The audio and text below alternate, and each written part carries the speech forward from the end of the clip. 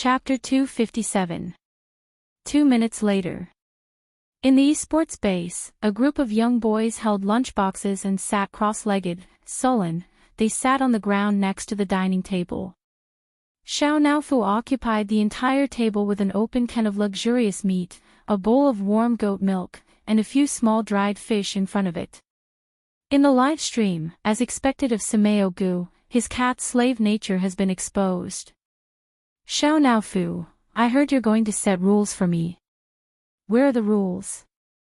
Ha ha ha ha ha, I'm laughing so hard that the geese in the yard are squawking with me. Some netizens also argued, am I the only one who thinks there's something wrong with Xiang Yu? Cats are just animals, why should they be allowed to sit on the dining table? That's right, don't tell me the other contestants don't mind. He's too selfish, he doesn't care about other people's feelings at all. At this moment, Xiao Naofu was scalded by the goat milk and meowed in a coquettish voice, sounding extremely aggrieved. In an instant, Captain Wander stood up and scooted over. Oh, did you scald our little baby? Come on, have some canned food first. Let's blow on the goat milk under the air conditioner. Netizens, huh? The medic, Shui, knocked on the lunchbox with his chopsticks and said angrily, Smog, is this how you take care of Xiao Naofu? If you can't do it, let me do it. Netizens made Xiao Naofu bend over the edge of the table and stared at the little cat. Xiao Naofu, Sameo Gu is a scumbag. Why don't you sleep at my place tonight? I'll warm your cat bed. Netizens. Xiang Yu was speechless. Hey, stay away from it. Don't scare it. He picked up a small dried fish and fed it to Xiao Naofu's mouth. Xiao Naofu took a bite and then rubbed its head against his palm, meowing softly. Meow, Xiang Yu asked uncertainly, do you want a hug? Meow. The young esports god suppressed his excitement and pretended to pick up the little cat nonchalantly. It was the standard posture of holding a child. Xiao Naofu nestled in his arms, nibbling on dried fish as it rubbed against Yu. The young man's t-shirt was pulled down quite a bit, revealing his clean and distinct collarbone. Meow meow, the kitten was so obedient that it seemed to be saying, I love my brother the most. Xiang Yu raised his chin slightly and looked around provocatively. I'm sorry, but this is my cat. Please don't think about it. His teammates. Look at how smug you are. Was it a big deal to have a cat? Woo woo woo, this despicable cat's chosen son. Seeing this scene, the netizens laughed like crazy. Xiao Naofu is really spoiled. Shocking. Team Logic's rage was actually for, Green Tea Axe, Directorly, you're in charge of sending me to the base. Leave the rest to me. There's no man I can't handle. 2:00 in the morning. After the training room ended, the contestants returned to their rooms to rest. The dormitory was a 2-person room. Wander and Xiang Yu were roommates. The cat bed next to the bed was empty. Xiang Yu's gaze shifted to the bed.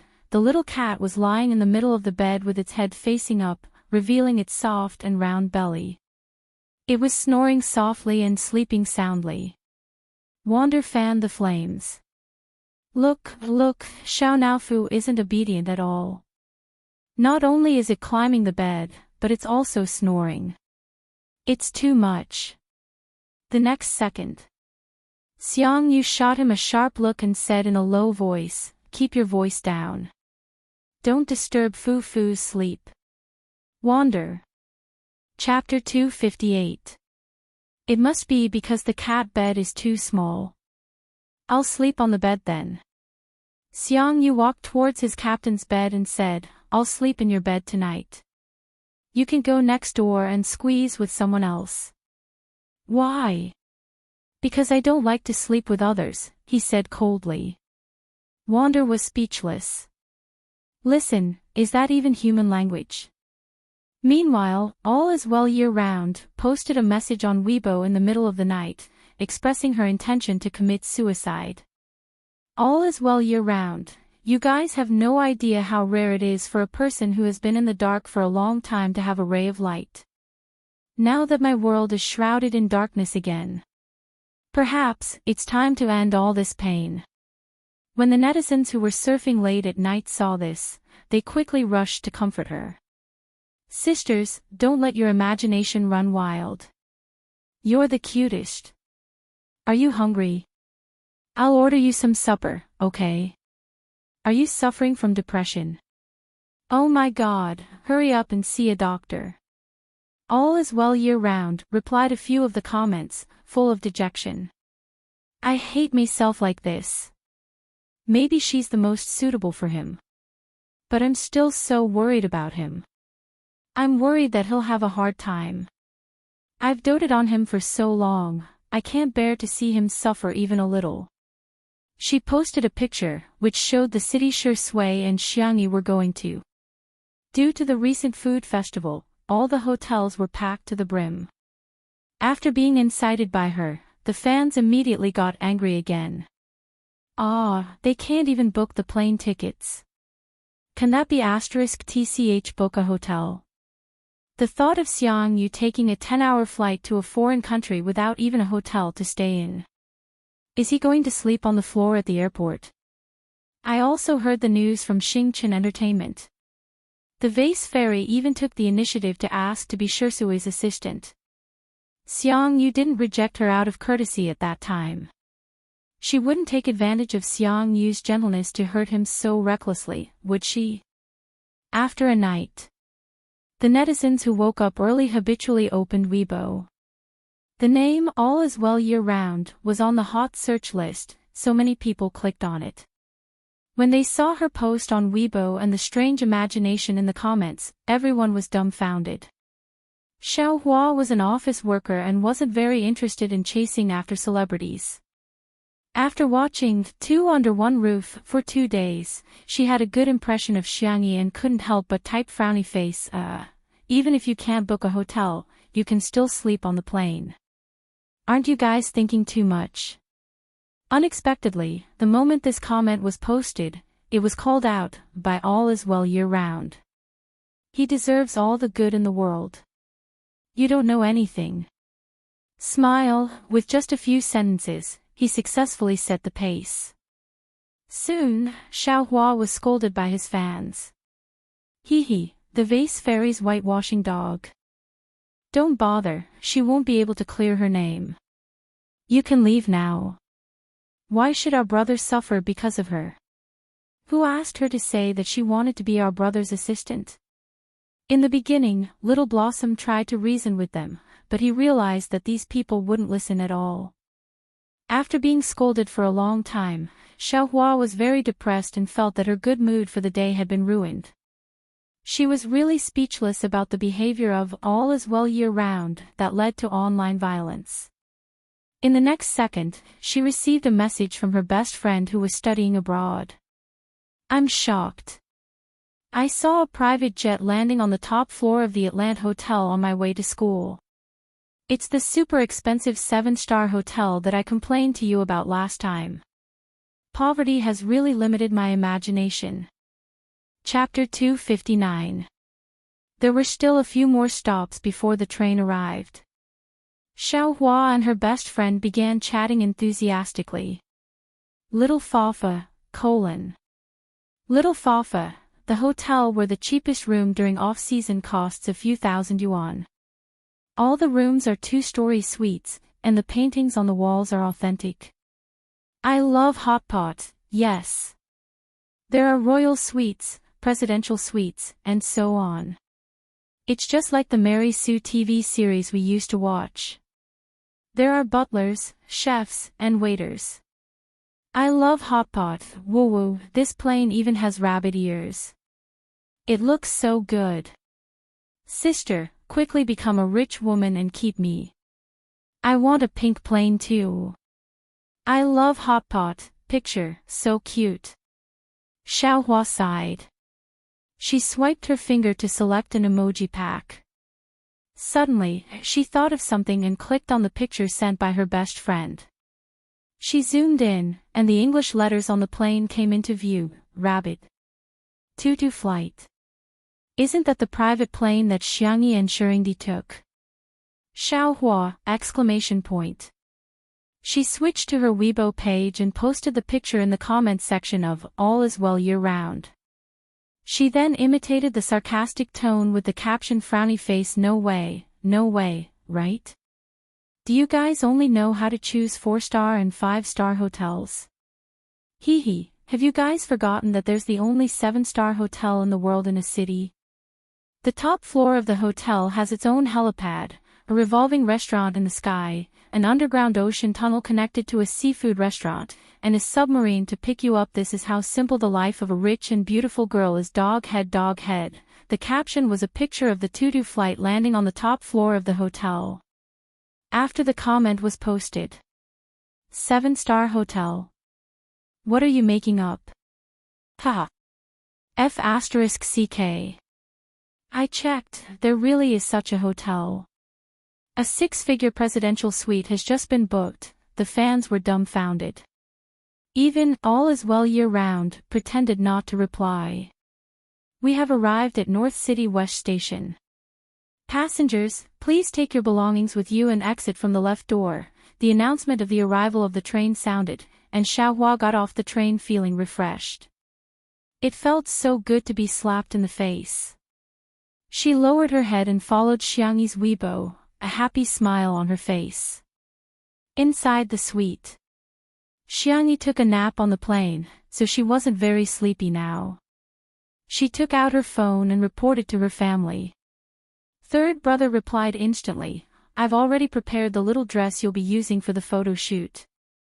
See you at the castle tomorrow." The castle was the filming location for the next day. Xiang Qi's studio was here. After flying over the night before, he was full of inspiration and rushed out 3 sets of dresses with a dozen assistants. The magazine was already giving him face. When they heard that he had designed 3 new sets, they were extremely excited. This was Hades' return to the fashion industry after a year of absence. Therefore, the magazine immediately decided to use Hades' work for the cover. Her fourth brother, Xiangyu, quickly replied as well. In addition to reminding her, he also sent a 9-page grid of Xiao Naofu, as well as numerous short videos. Xiangyi sighed as she watched Xiao Naofu eat until its belly was round and the fur on its head was flat. She wondered if Xiao Naofu would become as fat as a pig or go bald. First and fourth brother's hands. Her second brother didn't reply, probably because he was busy.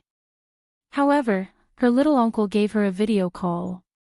Little Xiangyi, little Chin Chin is also in a city. After you're done with the cover shoot, do you want to meet him? Chapter 260. She was now in the same city as Big Brother. Xiangyi was a little dumbfounded. Little Chin Chin has a sharp tongue. Xiang Feng paused for a moment before continuing. He has a sharp tongue and a heart like a meat grinder, but at least he has some dignity in front of you. Don't be afraid, uncle will support you. Xiangyi, uncle, do you dare to go with me? Xiang Feng, he didn't dare. Hello. Hello, the signal is not good, I'm hanging up. The video call ended. The little girl sighed and sat on the sofa in the living room, hugging her knees helplessly. Of course she wanted to see Big Brother and resolve the misunderstanding with him, but she was afraid of him to begin with, and now she had no idea what that person was doing to Big Brother. The unknown was the most frightening. After all, Big Brother was a big devil who grew up beating his little brother's uncle. Not to mention other things, his fighting strength was really fierce. When she was bullied in kindergarten, she first complained to fourth brother, who then went to third brother, and then second brother. In the end, the 4 of them were bullied together. In short, it was an act of suicide. It was as tragic as it could be. In the end, it was Big Brother who descended from the sky and single-handedly destroyed the other party. Without a word, he coldly led his little brother and sister home. What are you thinking about? You keep sighing. The man's deep and magnetic voice sounded in her ear, with an inexplicable flirtatious tone. Xiangyi raised her head and looked at Shui with bright eyes. If there was only one person in the world who wasn't afraid of Big Brother, then wasn't it, so far away but so close. Xiangyi looked up. Shui was calm and unruffled. Do you want to have a meal with Big Brother and catch up? I remember that you two are quite close. Shui let out a long, oh. You're afraid of sanction. What should I do? I'm a little scared too. Forget it then, but if you go with our sister E, I won't be afraid. Shui had a faint smile on her face, and her eyes were filled with gentleness. Xiangyi jumped off the sofa in surprise. You're too nice. The corners of Shui's lips curled up when she saw how happy the little girl was. The two of them had lunch at a seafood restaurant under the sea. The glass separated the clear blue sea water, surrounded by corals, and all kinds of sea creatures shuttled back and forth. It was romantic like a scene from a fairy tale. The dishes tasted good, especially the appetizer. Xiangyi tasted a unique aroma. She murmured uncertainly, sea vision. It was a kind of seaweed that she had seen in a world where medical science was very advanced. It couldn't be eaten directly, but it could be used as a spice after being processed. Most importantly, it had medicinal value. Therefore, when the head chef came out to communicate with the guests, Xiangyi asked him what the unique aroma in the dish was. Hearing her calmly report the names of the ingredients and spices used, and even the cooking method, the head chef's eyes widened in shock. What kind of magical taste was this? She could actually know so much just by tasting it. However, an excellent head chef wasn't stingy with making the recipe public. As it turned out, a real top-notch restaurant couldn't imitate the same taste even if they strictly followed the recipe. Thank you for your generosity. Xiangyi thanked him politely and immediately sent the name of the seaweed that the head chef mentioned to Lu Jingji. This might be a major discovery in the field of medicine. Chapter 261. After Xiangyi sent the message, she realized that she had been neglecting Shui. His gaze was gentle and innocent, as if he wouldn't mind whatever she did. However, the more he acted this way, the more Xiangyi blamed herself. Sorry, I didn't mean to ignore you, Shui chuckled, as if ripples had appeared on a calm lake. I think it's okay even if we don't talk when we're together, Sister Yi. On this point, Xiangyi agreed with him. Xiangyi sighed in her heart. Shui was really easy to get along with. He wasn't picky about food and had a good temper. The two of them could talk for a long time on the same topic, or they could do their own things without talking for a long time. However, they got along very naturally. There was no awkwardness at all. Shall we go back to the hotel? I saw that you didn't sleep much on the plane. Do you want to catch up on some sleep? Shui nodded slightly. Xiangyi got up and took 2 steps forward. Suddenly, Shui stopped her. Sister E, wait a minute. Ha! The girl looked back. Her hair brushed past his chin, causing a feather-like itch. Can we take a picture together? Shui asked. Okay, then I'll stand a little further away. This way, I can help your legs grow longer. Shui couldn't help but laugh. He seemed a little helpless. He bent his fingers and pushed his gold-rimmed glasses up his nose. Let's take a picture together. Ha! Oh. Xiangyi handed the phone to the shop assistant and stood beside him.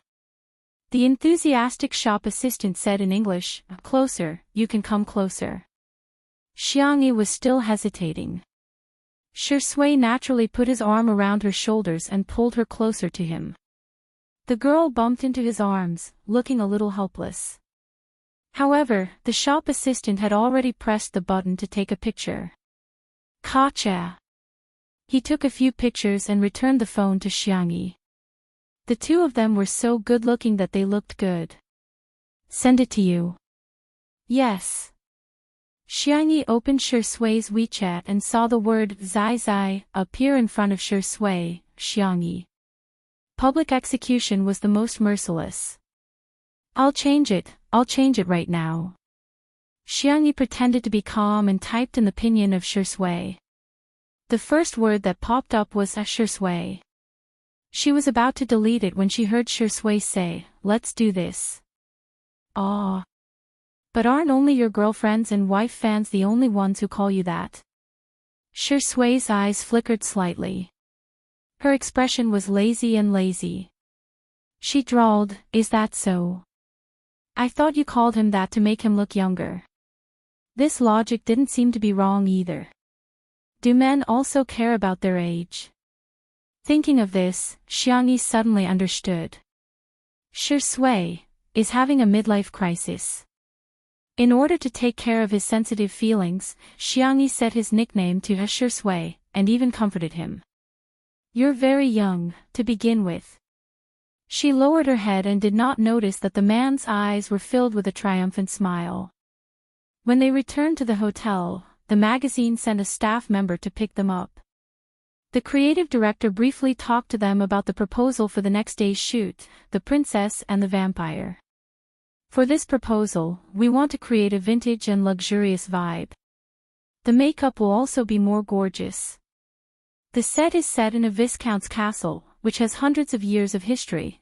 Before he finished speaking, the creative director's cell phone rang. He apologized and answered the call. More than 10 seconds later, his face suddenly changed. "What? The director of the castle doesn't allow us to shoot." Chapter 262. No one knew what the person on the other end of the phone said, but the creative director's face became more and more sullen. After hanging up the phone, he squeezed out a smile that was uglier than crying at Shi Sui and Xiangyi. "I'm afraid we have to change our shooting plan." Xiangyi asked, "Did something happen?" The creative director sighed and said, "Actually, we are not in charge of contacting the owner of the castle directly. We are renting it through an intermediary. Just now, the intermediary said that the Viscount tasted a few Chinese dishes at the recent food festival. Because he found them too disgusting, he posted more than a dozen posts on his social media account, all of which were dissing Chinese cuisine. He heard that the castle was rented to Chinese people for the shoot, so..." Xiangyi's expression was perplexed. Even in the fast-forward world, Westerners' acceptance of Chinese cuisine was still very high. She asked curiously, "What food did he eat?" The creative director searched for the Viscount's social media account and showed it to Xiangyi. Xiangyi glanced at a few posts, raised her eyebrows, and said to Shi Sui, "It seems that the Viscount is a gourmet." All the posts were related to food. The pictures were beautiful and the writing was good.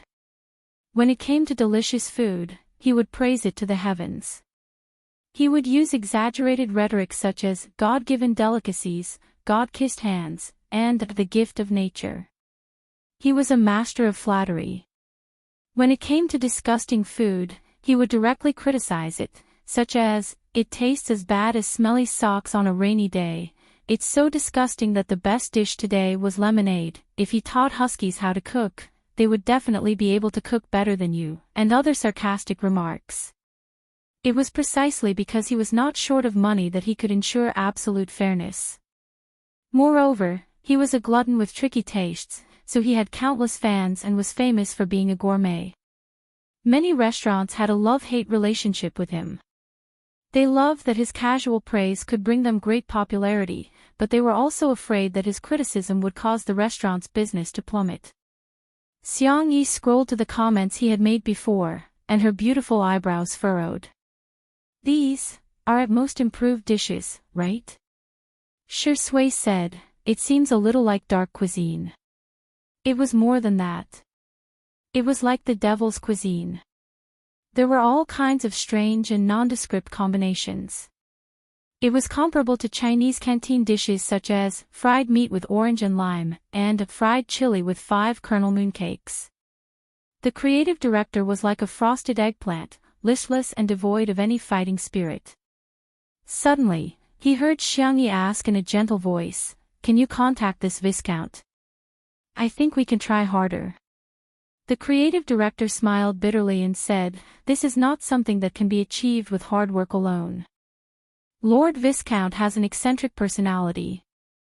Apart from top-notch delicacies, nothing else will work on him." Xiangyi said seriously, "I want to treat him to a taste of real Chinese cuisine." The creative director hesitated for a moment and asked, "Do you know any Michelin chefs? Then there might still be a chance." Xiangyi shook her head. "Although I don't know any Michelin chefs, I know a little about cooking." The creative director was greatly disappointed, but he didn't want to discourage this lovely Asian beauty. He could only fake a smile and say, "I could try to contact them." Shi Sui found a clip of Two Under One Roof, which was a video of Xiangyi cooking and the delicious food at the end. Out of courtesy, the creative director clicked play. 5 minutes later, the creative director exclaimed, "Oh my God! It's so exciting! Watch it again. Let me watch it again." Chapter 263. After watching the video a few times, the creative director was completely stunned. He looked at Xiangyi with a blazing light in his eyes.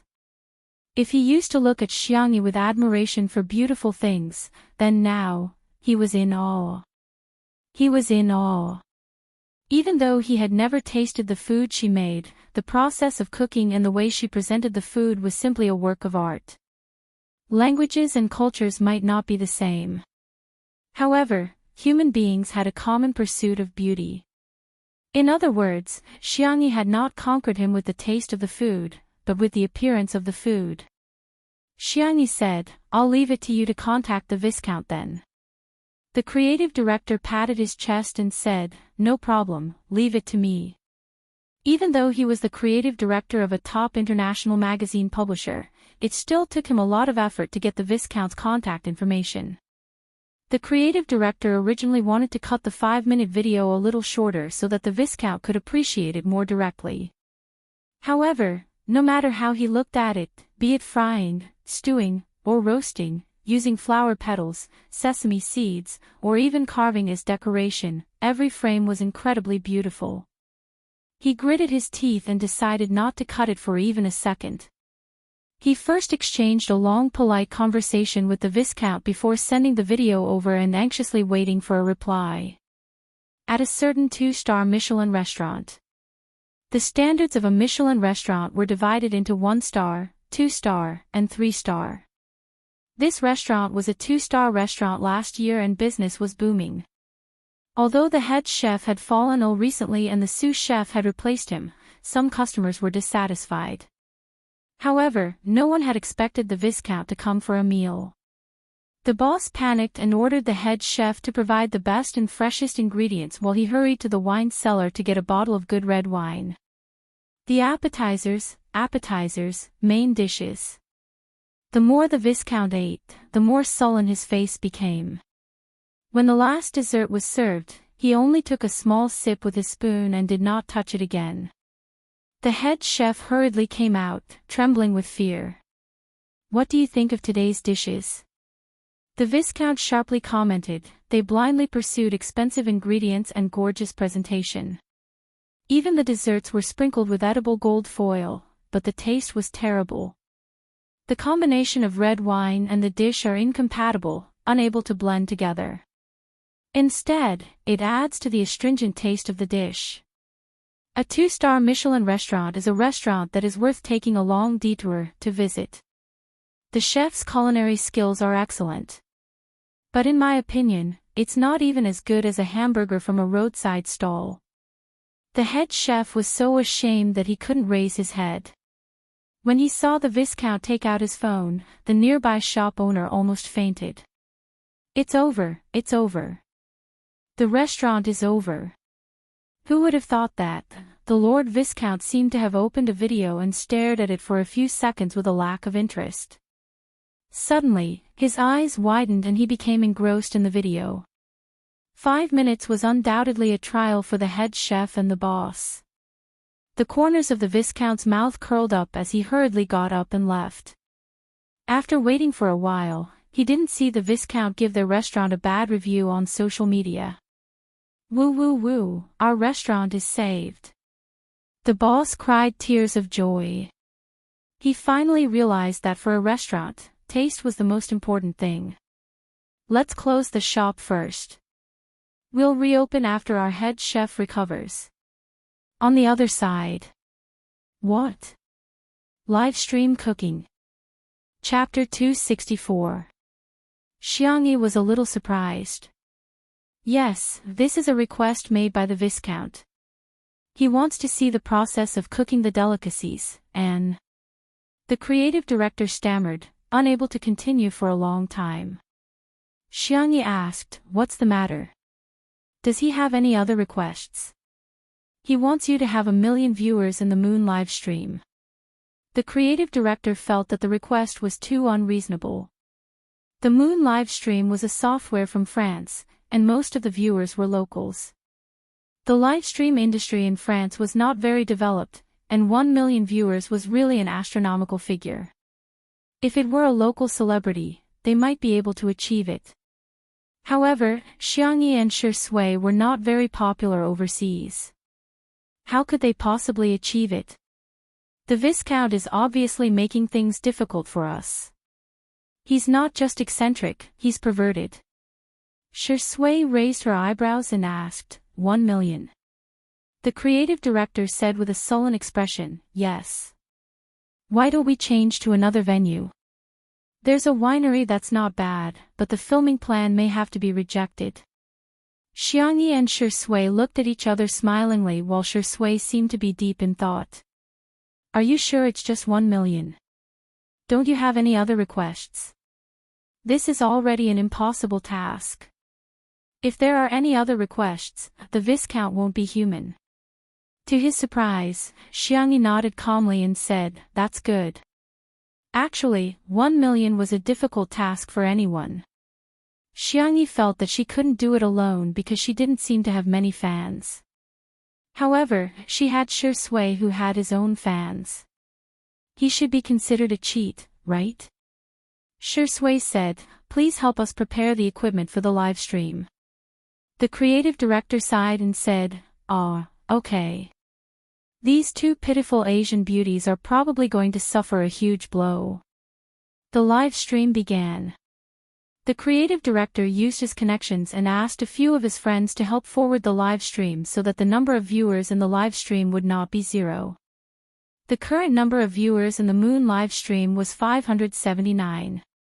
This number might not be considered much in China, but it was considered a good figure in France. He did not forget to send the link to the live stream to the Viscount. 10 seconds later, a notification popped up on the phone. It was the Viscount who had sent a link to the live broadcast room using his account. Not long after, the number of viewers jumped to 3,804. Creative Variety Show called it unbelievable. Lord Viscount was indeed a famous gourmet.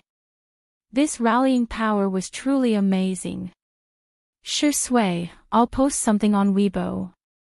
Xiangyi, then I'll forward it. Typing is too troublesome. Although the creative director did not understand what the two of them were talking about, he smiled bitterly when he saw the pitiful Shi Sui fiddling with her cell phone, followed by the pitiful Xiangyi.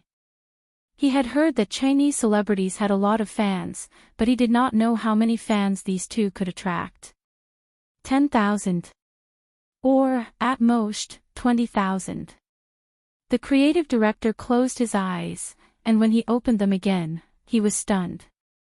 The number of viewers had actually become 205,864.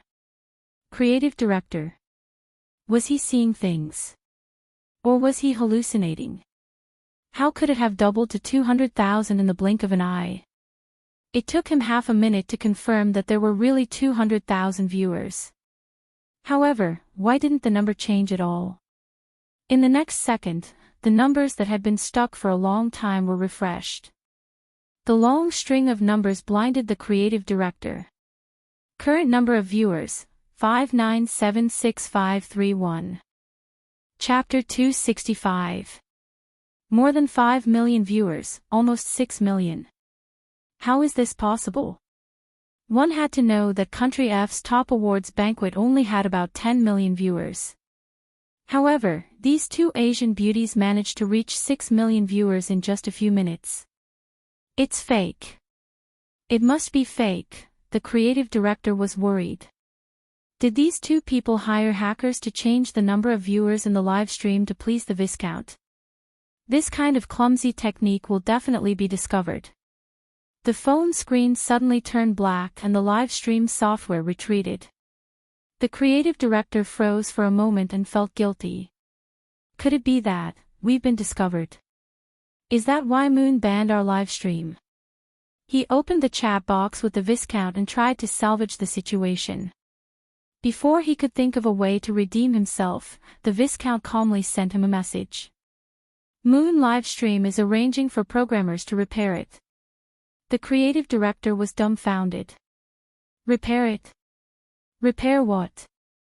Not long after, Moon livestream released an official statement, which solved the creative director's confusion. Moon livestream, due to the excessive amount of new traffic, the app is unable to host. It is currently under repair. All users can use the web version for the time being. We apologize for the inconvenience. The creative director was speechless. He looked a little dazed. So, the data isn't fake. When he came back to his senses, he was speechless. The way he looked at Xiangyi and Shui suddenly changed. Did these two people use a cheating device? They just casually started a live stream and they have so many fans. Unbeknownst to them, Shui was indeed extremely popular, and Li Jianyu and Xiang Feng had also added fuel to the fire.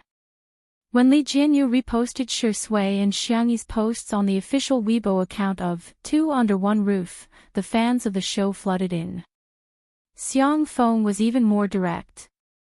Xingchen Livestream had a strategic partnership with Moon Livestream, and as her uncle, how could he not support his niece? Hence, not only did Xingchen Livestream repost the post, but they also provided a link on their official Weibo account, which allowed them to jump directly to Moon Livestream's webpage. With the combined efforts of several parties, the traffic generated directly crashed Moon Livestream's app. Fortunately, the webpage was still passable, but it was a little laggy. The presidential suite was fully equipped. Xiangyi lowered her head to prepare the ingredients on the clean and spacious countertop. Shui helped her with some simple tasks and chatted with her. She could be called the most dedicated streamer. Good afternoon. The man's smile was gentle and gentlemanly as he interacted with the audience in both languages. The comments in the live stream were flooding in quickly. "Ah, Big Brother is so dedicated.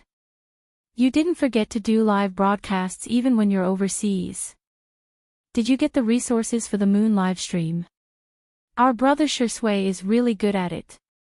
She's a superstar wherever she goes. Sister E must have had a hard time descending to the mortal world today. She looks like a fairy in a floral dress. Woo woo, is this knife technique real? Awesome, awesome. Sister E, come to our hotel's kitchen and cut some dumplings. Ha ha ha ha, are you serious about asking Sister E to cut chunks? There were also some curious comments from foreign netizens. Are they going to make Chinese cuisine?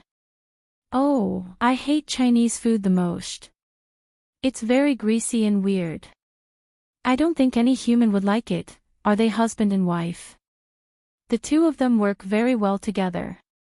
They seem to be very loving. Under everyone's gazes, the beautiful girl calmly put the ingredients into the pot. The first dish, stir-fried spicy chicken. Chapter 266. After the oil was heated up, she added dried chili, pepper, scallion, ginger, and other ingredients to stir-fry. The seasonings were prepared by Xiangyi in China. She originally wanted to cook for Huaxiang, but she didn't expect it to come in handy now. Chili was a seed cultivated by Little Rabbit Farm and the Agricultural Science Institute. Not only was it spicy, it was also very fragrant and was the best ingredient for stir-frying chili oil. The chicken had been prepared beforehand. It was cut into small pieces, sprinkled with starch and cooking wine to enhance the aroma, and added to the hot chili oil for stir-frying. Xiangyi simply tossed the ladle twice, but it attracted the amazement of the netizens watching the live stream. Is this Eastern cooking? Cool. Jesus. Her slender body actually has so much strength. Oh, I feel like she has magic. Is this Eastern witchcraft? Why is my mouth salivating? Finally, she added dried chili, soy sauce, and sugar and stir-fried the chicken until it was fully cooked. The Viscount arrived at the hotel. Every time a dish was prepared, someone would deliver it to his table as quickly as possible. The second dish was Westlake fish in vinegar gravy. Since there was no grass carp, Xiangyi used a codfish that weighed about a caddy and a half. Westlake fish in vinegar gravy had extremely strict fire control requirements, and even professional chefs would fail sometimes. However, Xiangyi's expression was very calm, and it only took her a few minutes to cook the fish just right. The essence of this dish was the sweet and sour sauce, which was made with fish soup, white sugar, rice vinegar, soy sauce, and starch. It was then slowly poured over the fish and sprinkled with ginger for decoration. The third dish was wensi tofu. Shredded shiitake mushrooms, winter bamboo shoots, and shredded ham were stewed in chicken soup. After boiling, the tofu that had been cut into fine shreds was added. It was a great test of knife skills. The fifth dish, Xiangyi was extremely fast at cooking, and she was able to prepare the best 2 or 3 dishes at the same time. The netizens were shocked at first, but later on, they went crazy. "Aw, I'm so hungry, Sister E, stop. I've already gained a few pounds. Why did Xiangyi cook so many dishes today?" The child in front of the screen is about to cry. Today's live stream smells so good. Ahem, it's so good. Sister Yi's cooking skills are amazing. Before watching the live stream, I'm not eating, I'm not hungry, I'm on a diet, I have no desire for food. After watching the live stream, F***CK. I'll open the dirty little software now. I've already made a bowl of instant noodles. The earlier you eat, the earlier you enjoy, got it? As for the overseas netizens, they were deeply shocked by the Oriental cuisine. It turned out that there were so many cooking methods, it turned out that ingredients could be used in such a way, it turned out that Oriental cuisine was so elegant and exquisite. Why does every dish look so delicious? Mysterious Oriental girl. Amazing Oriental cuisine. Did I eat fake Chinese cuisine before? It's completely different from what little elves do. Honey, are you willing to make me a dish? I'm willing to give up everything. When the girl lifted the lid of the last dish, steam rose from the casserole as a classic Chinese dish was simmering in the casserole. Buddha jumps over the wall. Abalone, sea cucumber, pork tendons, scallops, cuttlefish, and other sumptuous ingredients were gathered in a pot and simmered with stock and aged wine. The soup base was moist and thick but not greasy. The ingredients were soft, tender, and warm. Through the screen, the rich aroma seemed to be wafting towards them and going straight to their hearts. Gulp. At this moment, regardless of country or region, countless faces in front of the screen stared at the screen with their eyes wide open. Chapter 267. The Buddha jumps over the wall was served to the Viscount. At this moment, the number of viewers in the live stream had reached an astonishing 9 million. Okay, that's all for today's dishes. Xiangyi was about to take off her apron when she realized that the creative director and the staff were almost drooling. There was no other reason. It smelled so good. It smelled so good. Unlike the netizens who were watching the live stream, they had been overwhelmed by the visual and aroma of the dishes from beginning to end. What was crueler than seeing something but not being able to eat it was seeing and smelling it but not being able to eat it. Xiangyi understood and said, "Wait a minute, I'll make something for everyone to eat." There were plenty of ingredients and Xiangyi worked quickly. In the blink of an eye, she had already prepared several dishes and handmade noodles. After cooking them, she topped them with braised beef and vegetables. It was a simple yet appetizing meal. In the live stream, Master X's braised beef noodles come out and take a beating. Look at how much meat is in Sister Yi's bowl. I want to eat the main dish just now, and now I want to eat the home-cooked dishes too. She's indeed the god of cookery. Oh my god. I think I've really been bewitched. I've already eaten 2 hamburgers, 3 pieces of cheese, and a plate of macaroni, but I still feel hungry.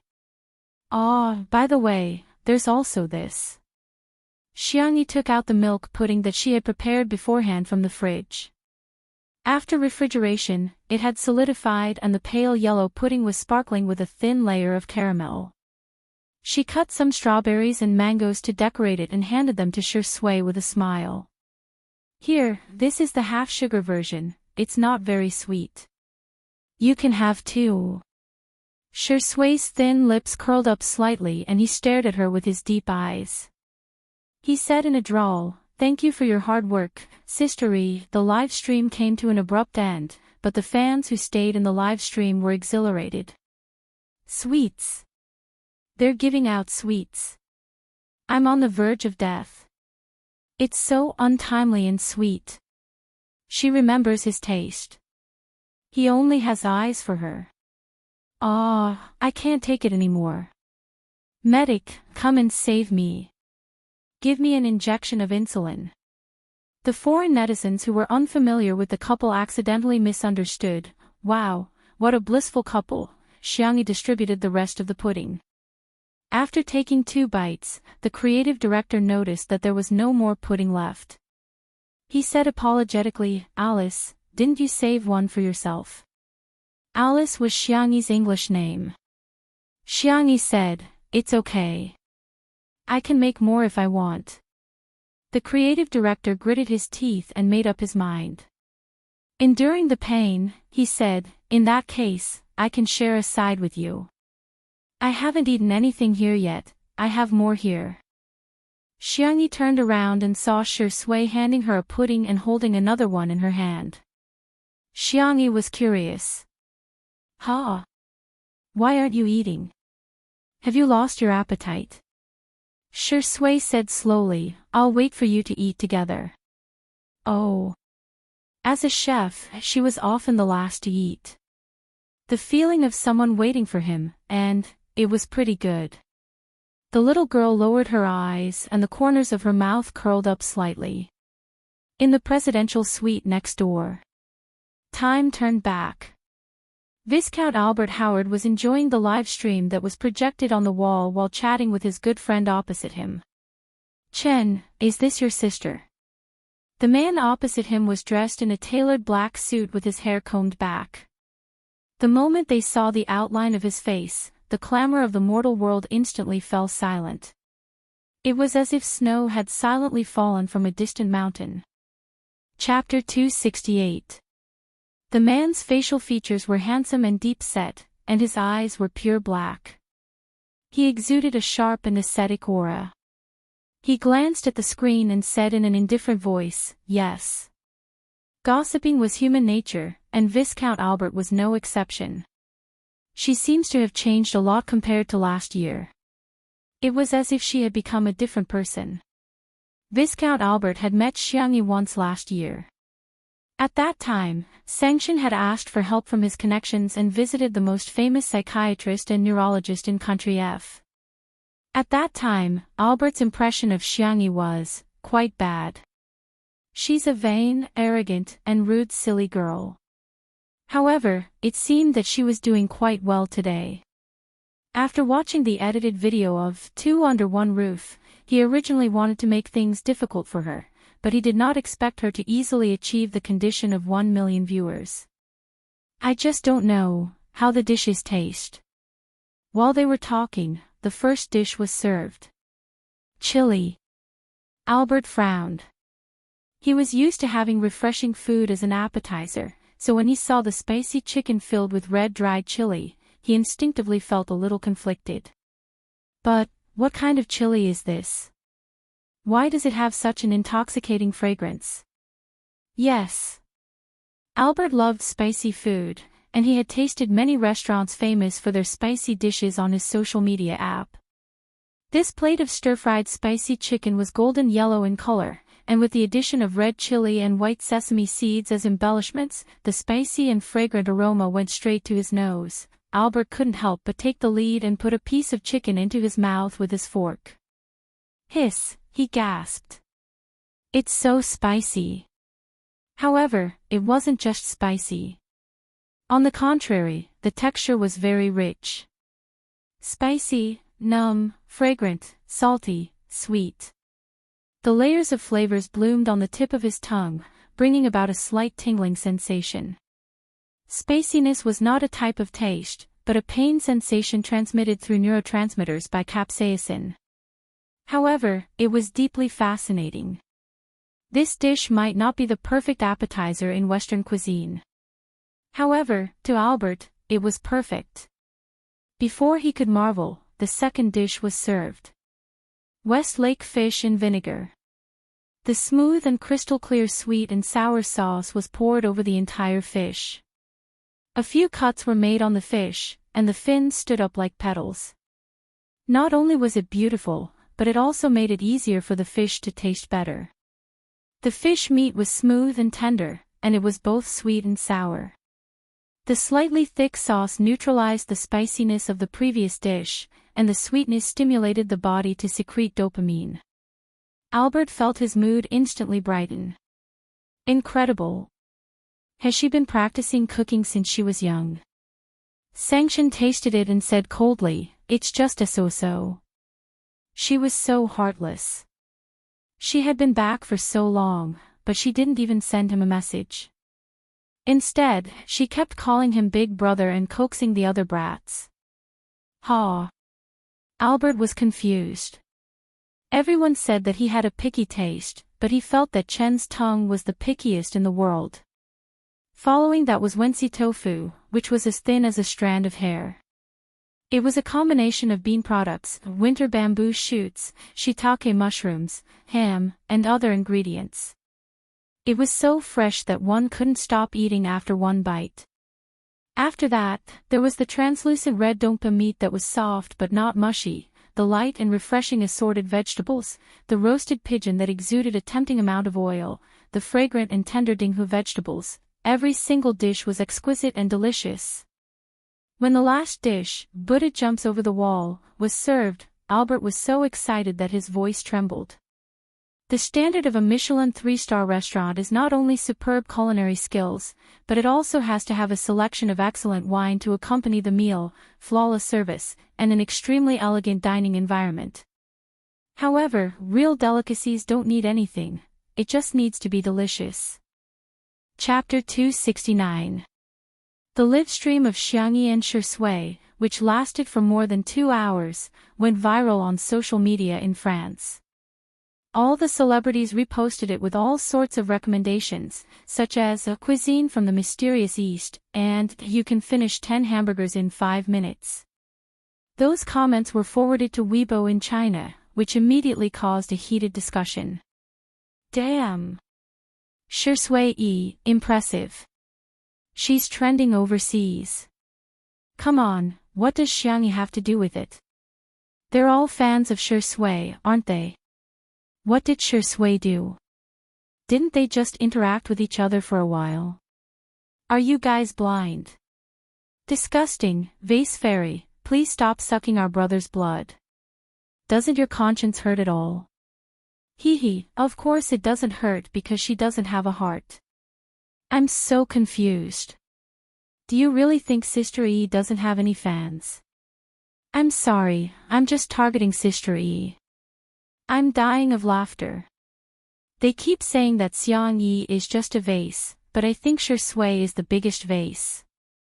The CP fans are shivering. Why are they tearing each other apart? In fact, Shui's fans and Xiangyi's fans had long disliked each other. However, Xiangyi's fans had always been relatively small in number. However, with the accumulation of popularity of Two Under One Roof, the number of Xiangyi's fans had begun to take shape. Besides, Sister Shirsui's fans, led by All Is Well Year Round, had been instigating the fans to tear Xiangyi apart. Over time, Xiangyi's fans had accumulated a lot of resentment. This incident was the fuse that completely ignited the conflict between the two groups. Xiangyi's fans held their breaths and began tearing each other apart. They were not weak at all. After a few rounds of tearing each other apart, they were still standing firm, which was quite surprising. In the presidential suite. Unlike Viscount Albert's fanaticism, Xiang Chen only tasted a mouthful of all the dishes. His chiseled face was cold. He lowered his head to look at his wristwatch and said calmly, "I have an appointment with someone. I'll make a move first." Albert's cheeks were bulging as he looked at Chen Jin in disbelief. "Chen, how did you do it? How did you have such a strong immunity to these delicacies? Don't you think it's delicious?" Things like immunity, of course, she would get it after eating it a few more times. However, Sanction was too lazy to explain. His next business partner was very important. If Albert had not recognized Xiangyi in the video and insisted on having a taste with him, he would not have wasted his precious time. "Nothing can stop me from going to work," Sanction said coldly. "As a loafer." No, a viscount who inherited his family's honor and title, Albert felt offended. Chen was good at everything, but he had no interest in life at all. Perhaps there was nothing in this world that he cared about apart from work. Chen Jin was tall and slender, and his shoulders made his suit look even straighter. His well-ironed black trousers wrapped around his long legs as he strode out of the suite. Buzz. His phone vibrated. He picked it up impatiently and glanced at it, only to see that there was a message notification on the screen.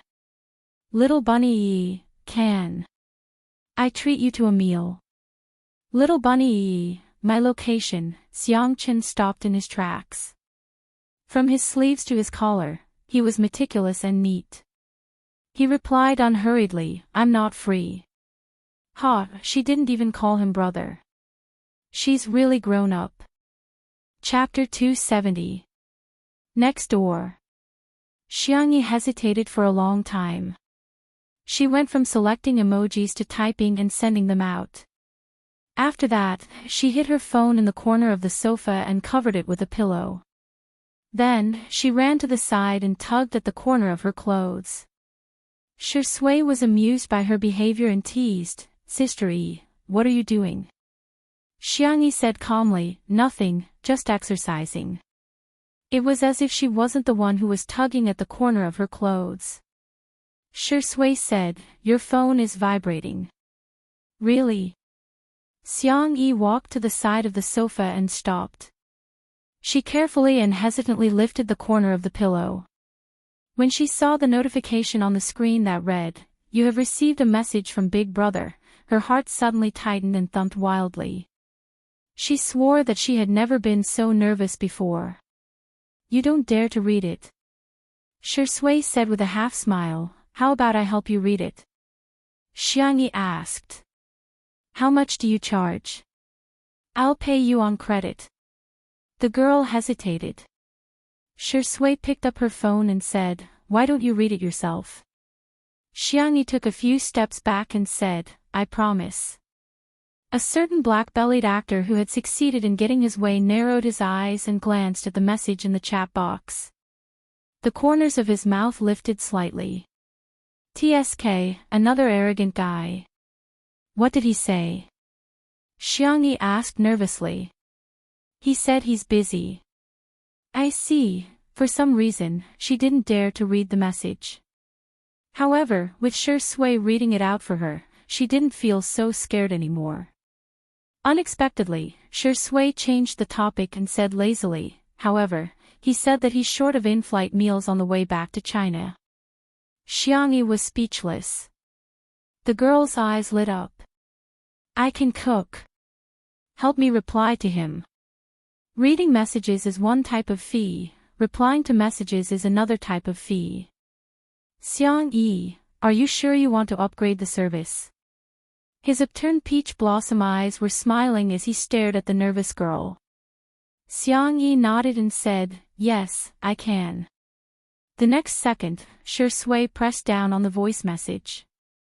The sleeves of her sweater slid down, revealing a clear section of her wrist bones. Light blue veins protruded from her skin, making her look both aesthetic and sexy. Big brother, I will tell Sister Yi. Good luck with your work. Xiang Yi blinked her long eyelashes, vaguely feeling that something was not quite right. She hesitated for a moment before asking softly, why are you calling him brother? You're even more familiar with it than me, Shi Sui said innocently. Sangchen is a few months older than me. Isn't it natural for me to call him brother? What he said made sense. In China, just as the Shi Sui sisters and Xiang Yi's fans were tearing into each other, a famous food critic posted on Weibo. Yijiashi Diaoyin, recently, I've been following the trend and learning some of the words you young people use. I don't know if I'm using it correctly, but I'll just take it as a joke. First of all, I'll let you know that I'm an uncle fan of the god of cookery at Xiangyi. I wanted to use uncle fan, but it sounded like I was scolding her, so I gave up. I haven't watched all the live streams of Two Under One Roof, but I've watched every meal that Xiangyi cooks. Everyone probably cares more about her face and her interactions with other men. But what I want to say is that her culinary skills have been greatly underestimated. This series of dishes that she cooks can completely represent the top level of Chinese cuisine. If one were to use a short comment to describe the live stream overseas this time, it would be frowny face going to the startling feast of the human realm to see the beauty of delicious food. Chapter 271.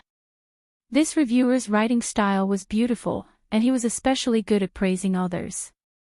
He had accumulated a lot of fans. As soon as this Weibo post was posted, Xiangyi's fans were elated. They liked it, shared it, and commented on it, increasing its popularity. Most of the Shi Sui sisters were still very rational, but a small number of extreme girlfriend and wife fans began to diss her in a sarcastic manner.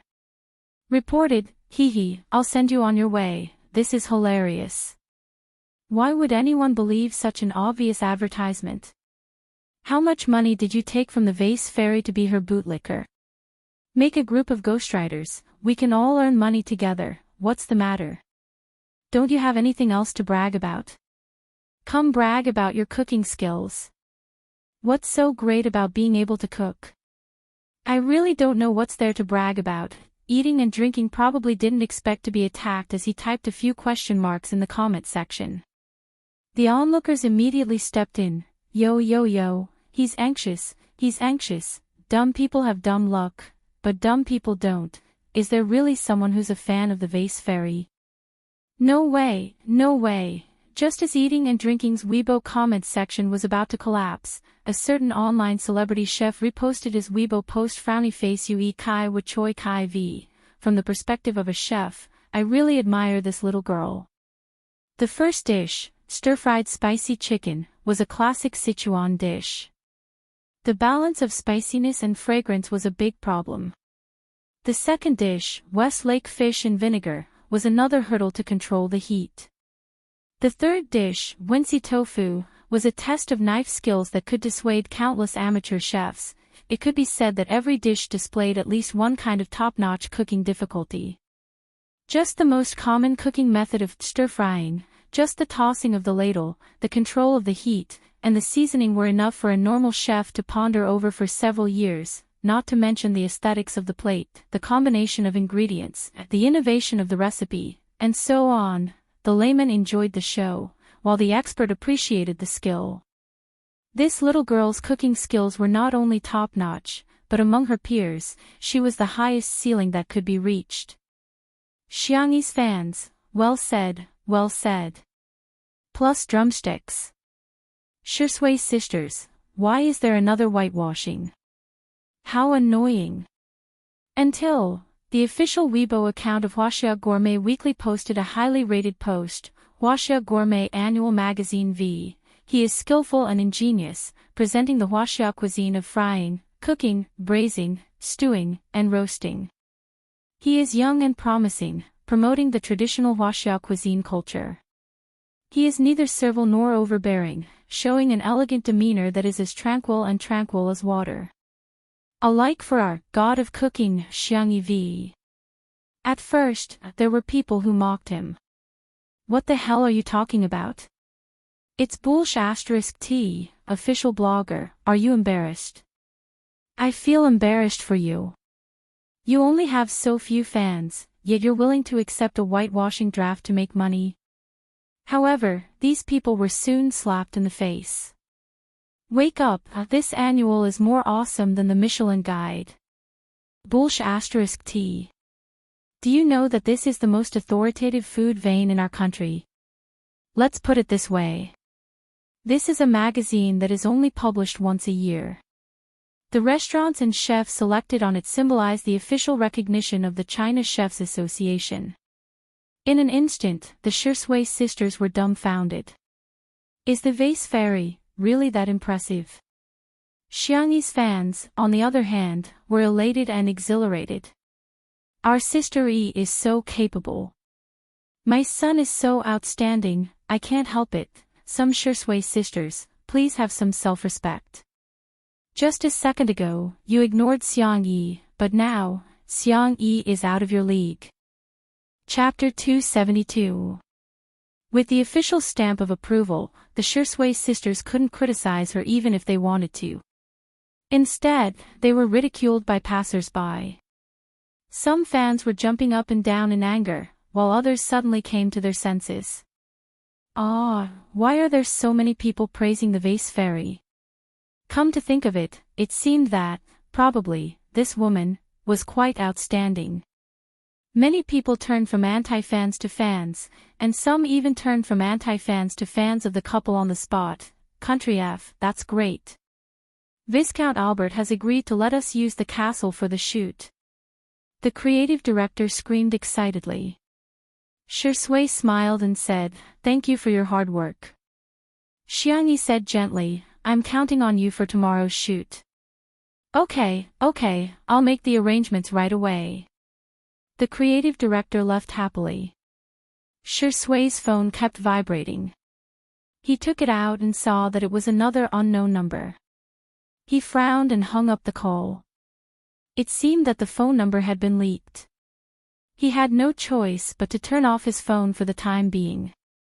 In China, All Is Well year-round had changed more than 10 numbers, sending and calling Shui frantically, but he didn't reply to any of them.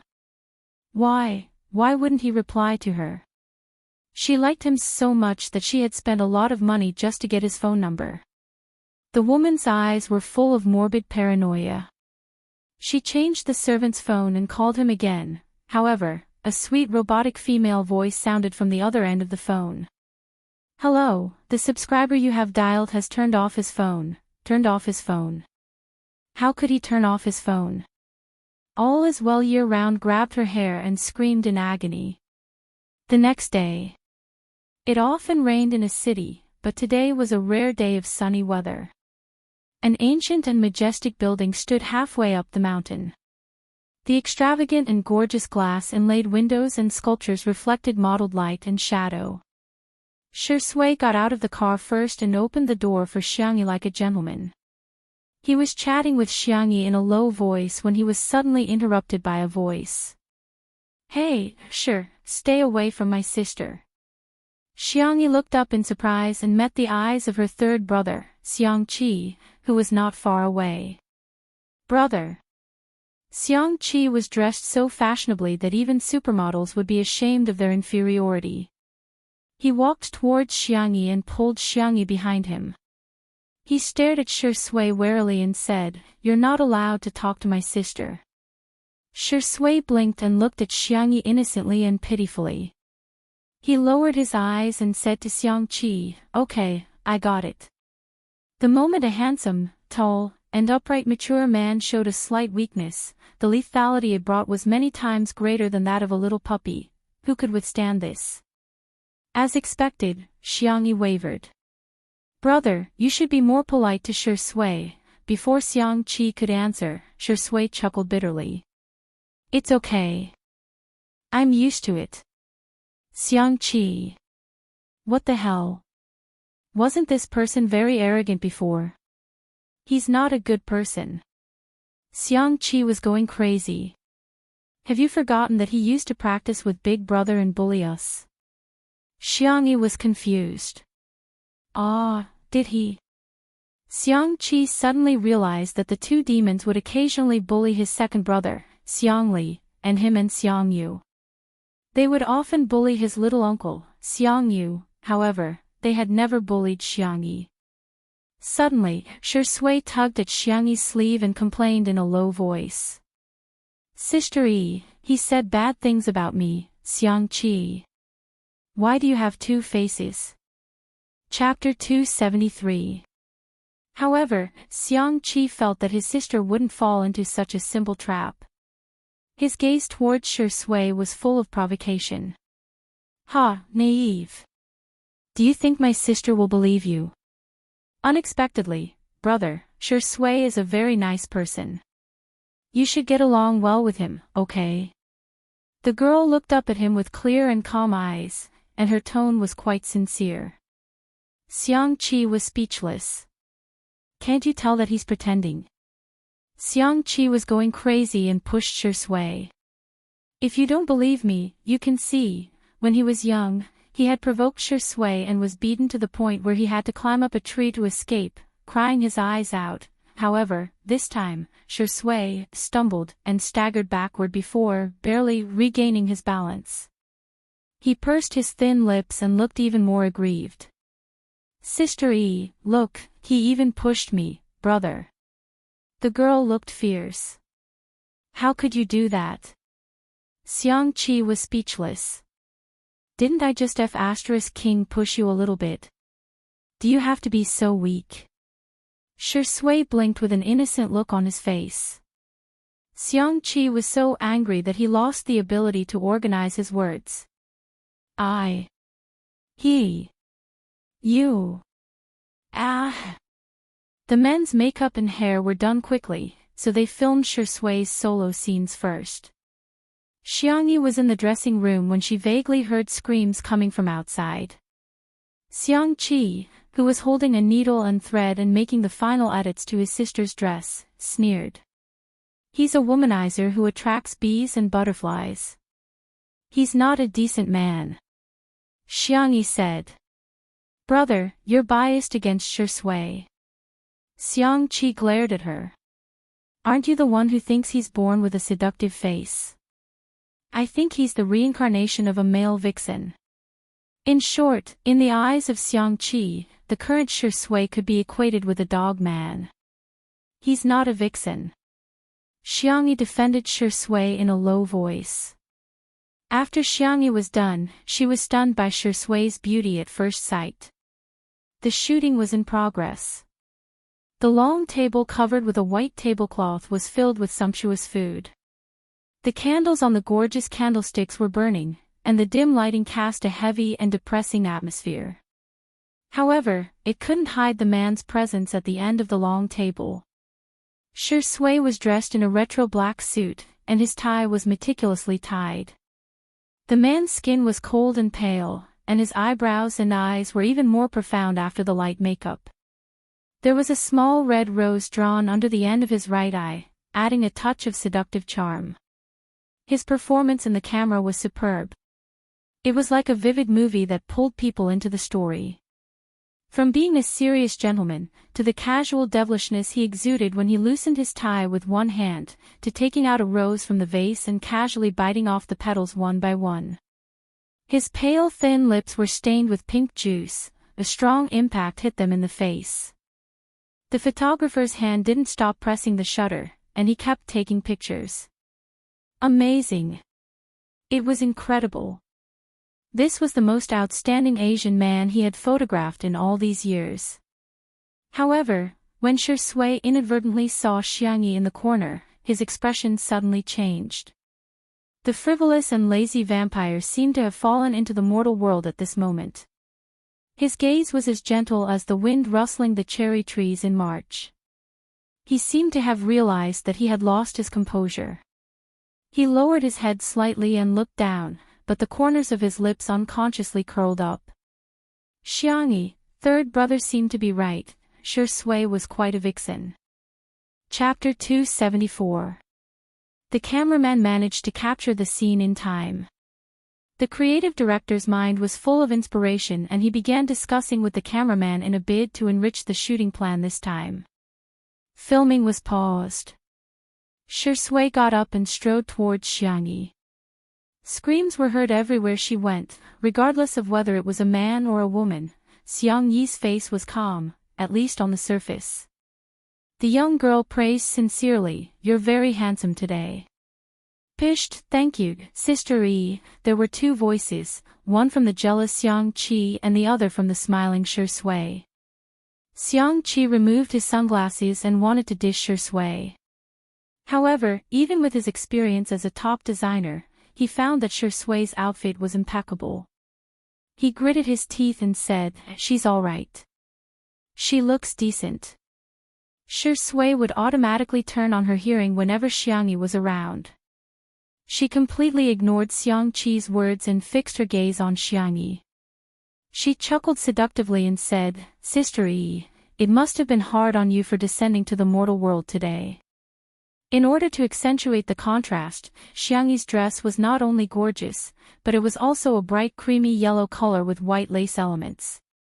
Every lace was sewn on by Xiangqi himself, making it look even more beautiful than the princess dresses in cartoons. The retro square-neck dress accentuated her slender waist and exquisite collarbone. Her makeup was clean and clear, and the color of her lip gloss complemented the rose at the end of Shi Sui's eyes. She was full of vitality and elegance. Xiangqi humphed and exclaimed, "You don't have to praise my sister too." Xiangyi responded with a smile, as if there was nothing unusual about her. However, her heart suddenly skipped a beat. Shi Sui looks even more vixen when she smiles. Shi Sui's solo shoot was completed with amazing efficiency. The final product was perfect, and the creative director and the others were full of praises for it. After his segment ended, it was Xiangyi's turn. According to the shooting plan, Xiangyi was going to shoot an outdoor scene in the rose garden of the castle. However, the photographer changed his mind at the last minute. "Let's go to the forest behind the castle. I heard that deer often appear there. The effect will be great if we can capture it on camera." Xiangyi cooperated with him in a good mood. However, when they arrived at the forest, the photographer's attitude was perfunctory. After taking a few photos, he began to question Xiangyi. "Your movements are too stiff. Do you even know how to pose?" "Oh, that's not the effect I wanted at all." Xiangyi frowned and asked to take a look at the photos, but she was flatly rejected. "You are not qualified." After struggling for more than half an hour, the staff were all exhausted. It was inevitable that they would look at Xiangyi with dissatisfaction. Although they felt that there was nothing wrong with Xiangyi's gaze and pose, Steve was a professional photographer. Hence, there must be something wrong with Xiangyi. Steve continuously complained, but when he saw Xiangqi coming over, he immediately shut up. He pretended to take a few photos and said, "Okay, let's take a break." The staff members felt as if they had been granted amnesty. Xiangqi handed his sister a glass of water and even carefully inserted a straw into it. "Why did you take so long?" Xiangyi was a little embarrassed. "Maybe I'm holding them back. I heard that the final product is not very good." Xiangqi frowned. "Don't think too much. Maybe the photographer's skills are not good enough." Steve, who was at the side, looked at the photos just now guiltily. If he hadn't received money from Hades's competitor, he wouldn't have deliberately taken such a poor shot. It's a pity that this little Asian beauty has such a great sense of camera. Chapter 275. However, he had already thought of a way to shift the blame, so Steve didn't panic at all. The shoot continued. This time, with Xiang-Chi watching from the side, Steve didn't dare to complain, but he chose another method: silence. With a sullen face, he didn't give Xiang-Yi any hints apart from opening the door. The atmosphere became more and more suffocating and unbearable. During the second break, the crew was really exhausted. If they were tired, it would be fine if they could get some results. However, they were so tired that they couldn't even look at the photos. This kind of tiredness was meaningless. Some people couldn't help but complain on social media. Coincidentally, international surfers saw this post and reposted it back to China. Xing xing boluo guo boluo boluo boluo boluo boluo. I found a smurf account of a fashion magazine staff member of Immerse. Her performance is terrible. After working for half a day, there isn't a single photo that can be seen. The photographer wanted to shoot deer, but when she went into the forest, not a single deer showed up. I think she's a cursed girl. Let's be honest. Not only is Xiang-Yi unlucky, she's also a fashion black hole, right? As soon as this Weibo post was posted, someone immediately retorted, Sister E is a fashion black hole. Come on, her red carpet appearance at Tomato Entertainment's annual gala was perfect. People call her a vase fairy every day, which actually means that her looks are really good. There were also people who gloated, looks don't equal temperament. Some people are just nouveau riche no matter how much they promote themselves. For an international fashion magazine like Immerse, what they want is a sense of high-end fashion expression, okay? Not everyone has that.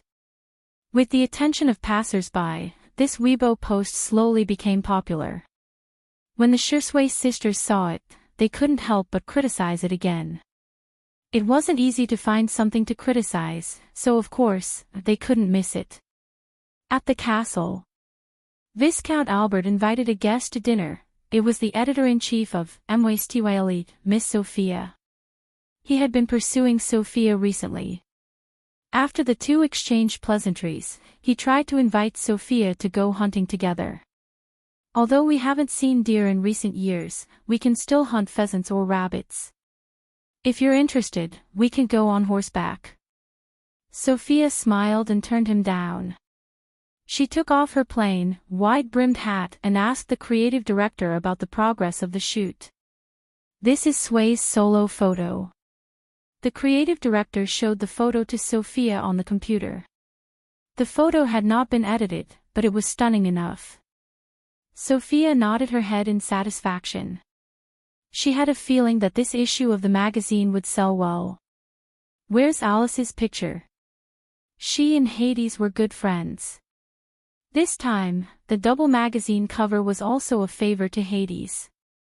She knew that Xiang-Chi and Xiang-Yi were siblings. The photos haven't been sent over yet. Actually, some of the photos had been uploaded, but none of them were presentable. The creative director was disappointed, but he also wanted to secretly buy some time for Xiang-Yi. Perhaps, Xiang-Yi would be able to get into the groove. He was worried that Sophia would replace Xiang-Yi after seeing those trashy films. As the big boss, Sophia was gentle in her daily life, but she was resolute in her work. She was the famous Iron Blood Empress. At this moment, the photographer, Steve, returned. At the thought of the huge sum of money that he was about to receive, the corners of his mouth curled into a smile. However, when he saw Sophia, his expression instantly froze. Big boss, why is she here? Chapter 276. The creative director's heart skipped a beat. I wonder how Xiang-Yi's shoot went. It's all my fault. I've been working on perfecting the two-person shooting plan and neglected Xiang-Yi. Sophia said calmly, let me take a look at Alice's photos. The photographer hesitated for a few seconds before taking out the DSLR's memory card. His hands were trembling slightly. He imported the photos and previewed them. A set of trashy photos appeared in front of everyone. The creative director secretly cursed. It's over, it's over. Sophia is probably going to fly into a rage. He did not expect Sophia to just quietly look at a few hundred photos. The photographer felt lucky and thought that maybe Sophia didn't see through his tricks. If he could take good photos of the models, he could also take bad ones. It wasn't the first time he had used this trick, so he was very skilled.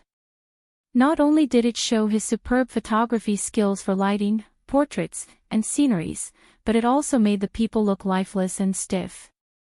He also tried to capture Xiangyi's inappropriate expressions or movements, but the girl's facial expression was very well managed. Her gestures were elegant and proud, completely in line with the image of the little princess. He didn't manage to take any ugly photos. The staff came over to take a look. When they saw the superb but ugly photos, they immediately felt resentful towards Xiangyi. Without comparison, there would be no harm. If Sui's photos were stunning, then hers was simply shocking. The person who had just posted the photo secretly took a photo and posted it online. She thought that since no one paid attention to her account, she might as well post it. However, what she didn't know was that she was being watched by Chinese netizens. As soon as the photo was posted, it was immediately shared on Weibo and forums. This time, there were photos as proof, and ridicule immediately arose. Isn't this the standard of the wedding photos downstairs? What a waste of such a beautiful dress and such an awesome photographer. Why call her vase fairy? Just call her a country bumpkin. Calling her a country bumpkin is an insult to the word country bumpkin. Ha ha ha ha. This is probably what happens when there are no artisans. I think the vase fairy will be banned from the fashion industry after this issue of the magazine. Sophia clicked the mouse lightly, and the photo returned to the first one. This meant that she had seen everything once. The photographer saw that there was no change in her expression and secretly breathed a sigh of relief. It seemed that the big boss did not suspect him. The creative director, on the other hand, looked like he was about to cry. He felt that Sophia was going to replace Xiangyi the moment she opened her mouth. Under everyone's eager gazes, Sophia spoke at a moderate pace. Did you take all these photos? Yes, ma'am. Sophia nodded slightly. Very good, Mr. Steve, right? I hereby announce that you are fired from our magazine. Yes, ma'am. He was stunned. The others were also dumbfounded. Fired? Why? This isn't fair. I demand that you give me a reasonable explanation. Steve panicked. This job had a stable income and a good reputation in the industry. If he was fired, how could he survive in the industry in the future? Sophia opened the dual window mode and compared the photos of Shui and Xiangyi together. She then said professionally and calmly, "You have superb photography skills, but you're not a good photographer." Chapter 277. Being a photographer is a profession that naturally pursues beauty. This is also the founding philosophy of our magazine, to discover the beauty of different styles. You have the eyes to discover beauty, and you also have the skills to record beauty. This can be seen from Sui's photos. But, Sophia changed the topic, and her light blue eyes moved to Steve. The latter subconsciously avoided her gaze, not daring to look into her eyes. However, Alice's photo disappointed me. Please note that it is the photos that disappointed me. You showed extraordinary skills, but you lost the pursuit of beauty and the purity of your soul. Mr. Steve, I think you should understand what I mean.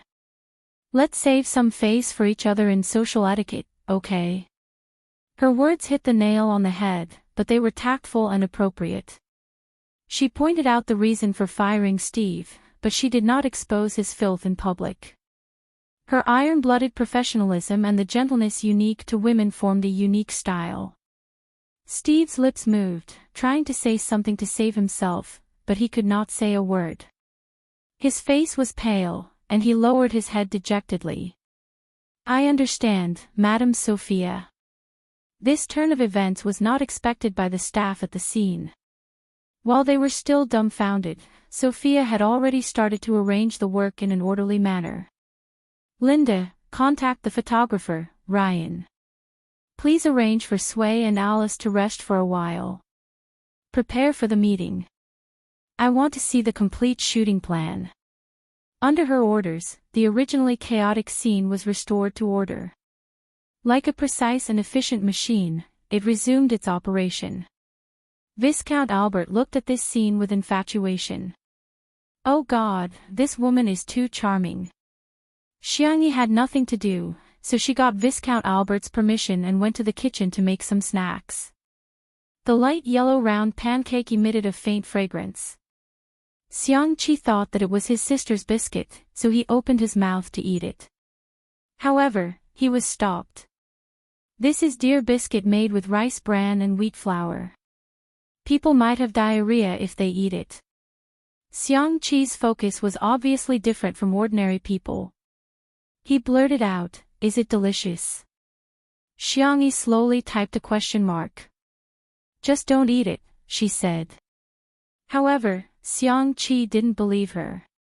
While she wasn't paying attention, he secretly bit off half a piece and chewed like a little hamster. Although the taste was a little bland, it was made by his younger sister.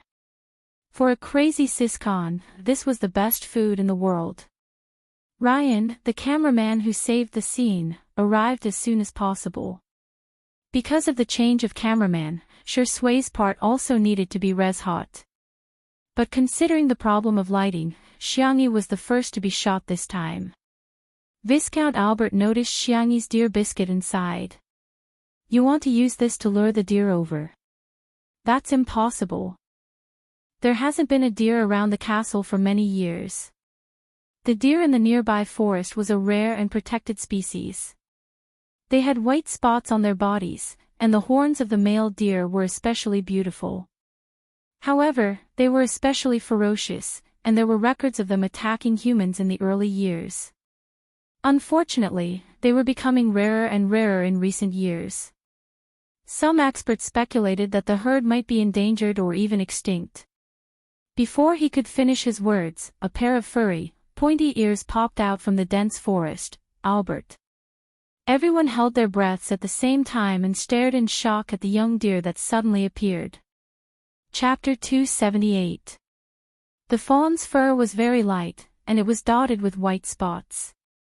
Its limbs were slender and elegant. Perhaps it was because it was a female deer or because it was too small, it did not have antlers on its head. It only had two furry pointed ears, like an elf loved by the goddess of nature in the forest. At that moment, its round deer eyes were fixed on the deer biscuit in Xiangyi's hand. An unbelievable guess surfaced in everyone's minds. Could it be that this fawn had appeared just for a bite of food? Xiangyi blinked, lifted her skirt, and walked toward the fawn. Viscount Albert reminded her softly, "Be careful. This breed of deer is very ferocious." The next second, the fawn ran to Xiangyi and bit the deer biscuit in her hand. In the silent surroundings, the sound of the fawn chewing was particularly clear. As the fawn ate, it took the initiative to rub against Xiangyi's palm. Xiangyi was slightly stunned. Then, she laughed and gently rubbed its little head. The fawn closed its eyes comfortably, as if it had reached the peak of its life. Everyone was speechless. What happened to being ferocious? It was clearly so docile that it had no boundaries. Viscount Albert's heart was about to break down. Back then, he had been poked in the butt by a stag. Needless to say, he was a hooligan. Could it be that this little brat was more obedient? Ryan took a few photos, but the angle was not ideal. Just as he was about to continue, the fawn nimbly darted back into the forest. It ran very quickly. He could only give up and choose a scene with ancient trees and flowers to shoot. Without the photographer tampering with the photos, the shoot went exceptionally smoothly. The young lady had an excellent sense of camera angles, and she was very fashionable. Every photo was as beautiful as a pictorial. It was simply better than the rubbish photos taken by Steve. Perfect. Ryan was excited. Sophia was also very satisfied after looking at the finished photos. Everyone was about to call it a day and return to the castle when they suddenly heard rustling sounds. Looking in the direction of the sound, they saw at least a dozen deer gathered in the depths of the forest. Everyone was speechless. What? Not only did it freeload on its own, but it even brought its family along. The leading fawn was quite bold. It rushed to Xiangyi's side like a gust of wind and said in its childish voice, "Yo, everyone thought, is she acting coquettishly? Did you bring your family here?" Xiangyi smiled. "Fortunately, I made a lot of deer biscuits." She took out the remaining deer biscuits and did not rush to feed them. Instead, she placed them some distance away from the herd of deer. Then, she returned to her original position and quietly fed the deer. Gradually, a deer took light steps forward and sniffed the deer biscuits. Instantly, the buck with beautiful and huge antlers was like a kitten that had seen catmint. It bit the deer cake and swallowed it. He swallowed it. The other deer also rushed over. Albert was in a daze. He suddenly realized that the reason why the deer attacked the humans so frequently was not because they wanted to eat them, right? He carefully recalled that when he was being chased, he seemed to have been eating strawberries. The photographer, Ryan, could not hide his excitement. He stood or squatted, and in order to get a special angle, he even lay on the ground and kept shooting with his SLR camera. It was too beautiful. It was as if the telephoto lens in a movie was zooming in slowly. The flowers and ancient trees outlined the colorful background like an oil painting.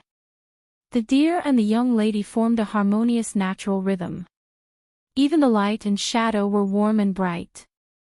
The towering castle in the distance was reduced to a foil. All the beautiful scenery in the world could not compare to this moment.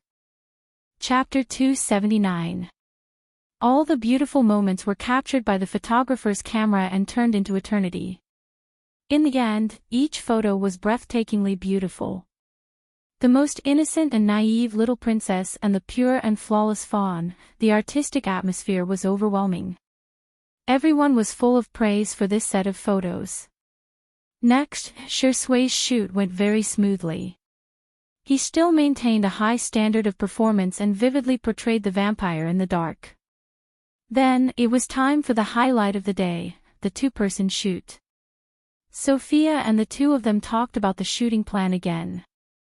Unlike the abstract concepts in the past, at this time, they gave them a script-like existence. What we want to express is a sense of story through the depths of the photos. On the other hand, the Shui sisters had been mocking Xiangyi on Weibo for no other reason than the fact that there were only a few extreme fans of his girlfriend and wife, but Xiangyi's fans were increasing day by day. The Shui sisters had no choice but to switch the battlefield to the Muskmelon forum. All of a sudden, the Muskmelon forum was flooded with comments. "Let's have a look at the village belle's outfit. My eyes say that she's ugly. Even an internationally renowned photographer can't save her. Everyone dislikes her when they see her. Judging from her appearance, the vase fairy has an unlikable face." Just as they were getting excited, a new post suddenly popped up. "Damn. Sister E is simply a Disneyland princess who escaped." The Shui sisters were full of disdain. With that ugly photo, how could Xiangyi make a comeback? They clicked on it and saw that the blogger who had posted the photo had uploaded a social media post. It was still the same staff member who had exposed the photo, but this time, his words were full of praise for Xiangyi. "Oh, my cute and pitiful the little princess. It turns out that I've been misunderstanding her all this time. It's not that there's a problem with her performance, but rather, it's the photographer's problem. Moreover, she made a kind of food called lubbing, which actually attracted a herd of deer that hadn't appeared for many years. Oh my God, is this the mysterious magic of the East?" The Shui sisters were about to mock him, but their attention was drawn to the photos in the main building. The girl in the milky yellow princess dress had a faint smile on her face. Her eyes were as clear as water as she gently stroked the deer's head. Not far away, a herd of deer gathered. The photographer captured the scene very cleverly, as if the forest elves were listening to the witch's call and offering their blessings to the little princess in the castle. The scene was so lively that it was like a scene from a fairy tale movie.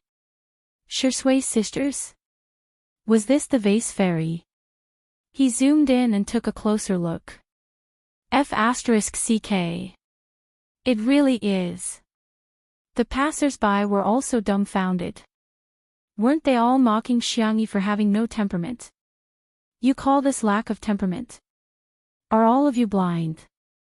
Also, weren't they mocking Xiangyi for having bad luck and even hating deer? You call this annoying? There were more than a dozen deer in the photo, and all of them were looking at Xiangyi eagerly. Especially that little deer. It was almost like a husky rolling around her feet and asking for hugs. This was simply a deer pet's original pet. Ha ha ha, she has amazing magic. She's magical girl Xiangyi. Amazing, this photo is really beautiful. It's like a different photographer. Awesome. What kind of Mary Sue persona is Xiangyi using? She can attract so many deer just by making some random deer biscuits.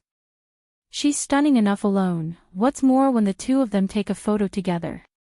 I must buy this issue of the magazine. Chapter 280. The Shursui sisters, who had finally found something to criticize, were dumbfounded once again. There was even a post on the Melon forum about Sister Yi's face-slapping moments. The face-slapping is like a gust of wind. Sister Yi's face-slapping is like a tornado. The post was full of humor and the comments were hilarious. Even the Shursui sisters were ridiculed. There were also video bloggers who created short videos of themselves. The Shursui sisters mocked Xiangyi for not being able to buy a plane ticket. A photo of Xiangyi holding a shovel and cooking a large pot of vegetables appeared on the screen, accompanied by a magical sound effect of slapping someone. Do I need a reason to slap you? The Shursui sisters mocked Xiangyi for not being able to book a hotel. Slap. Slap. Do I need a reason to slap you? The Shursui sisters mocked Xiangyi for not having a good temperament. Slap. Slap. Slap. Do I need a reason to slap you? The short video was simple to make, but it was especially brainwashing. Soon, it went viral and attracted hundreds of thousands of likes. The Shursui sisters who were causing trouble were completely embarrassed. Shursui's official fan club also issued a statement and called on everyone to follow their idols rationally and civilly. In the castle, the two-person shoot officially began. The lights were dim, the candlesticks were burning, and the red wine glasses reflected a sultry light. Ryan tried to take a few shots and looked down to check the photos. Both of them had a good sense of camera angles and were stylish. However, there was no intimacy. Ryan said tactfully, "Can the two of you interact with each other a little? It doesn't matter if it's physical contact or eye contact." Hence, the two of them slowly moved a few centimeters closer to each other. Ryan was speechless. It's like a sudden and ambiguous atmosphere in a romance movie. It's like a heart-pounding first love. Ryan tried his best to express the feeling he wanted. Xiangyi was speechless. Sorry, this is beyond my scope. In the fast-paced world she transmigrated to, she played the role of an assistant between the male and female leads. However, she had never been in a relationship before. She racked her brains and wondered if she should hold on to Shursui's arm. All of a sudden, a pair of warm hands appeared at the back of her neck and pressed the back of her head down. Huh? The girl's pupils dilated slightly, and she was forced to close the distance between them. The tip of her nose was almost touching his. Bang, bang, bang. Caught off guard, their eyes met, and their heartbeats suddenly accelerated. The sound of Ryan pressing the shutter rang out. Very good. Perfect. In the viewfinder, the vampire was teasing the clean and gentle little princess in his arms like he was teasing his prey. The girl's panic and the man's carelessness caused a chemical reaction to appear all of a sudden. It was the kind of sweetness that made people blush and their hearts race. Next, it's the feeling of being in love. Clayton continued, bewitching, falling, indulging, passionate, colliding, for sure Sway. It was a piece of cake for her to play an affectionate role. His peach blossom-shaped eyes seemed to be naturally affectionate, especially when he smiled. It was as if there was a deep and dark pool in his eyes. He smirked and was thinking about how to bring Xiangyi into the role when she suddenly grabbed his tie and tugged it down forcefully. The man leaned forward cooperatively and glanced at the girl in front of him with a smirk, as if her trick had no effect on him. In the next second, the girl gently touched his protruding Adam's apple with her other hand, and then moved her fingers all the way down. Wherever her fingertips touched, it was as if little flowers of electricity had bloomed. The gaze in Shui's eyes changed instantly. Chapter 281. His Adam's apple instinctively moved twice in a sensual manner. However, the initiator of it all still remained calm and raised her eyebrows at him. She seemed to be provoking and seducing him. Shui's dark eyes were covered with a layer of gloomy and obscure light. He licked the corners of his lips and the smile in his eyes spread wide, making him look extremely bewitching and devilish. Xiang Yu was speechless.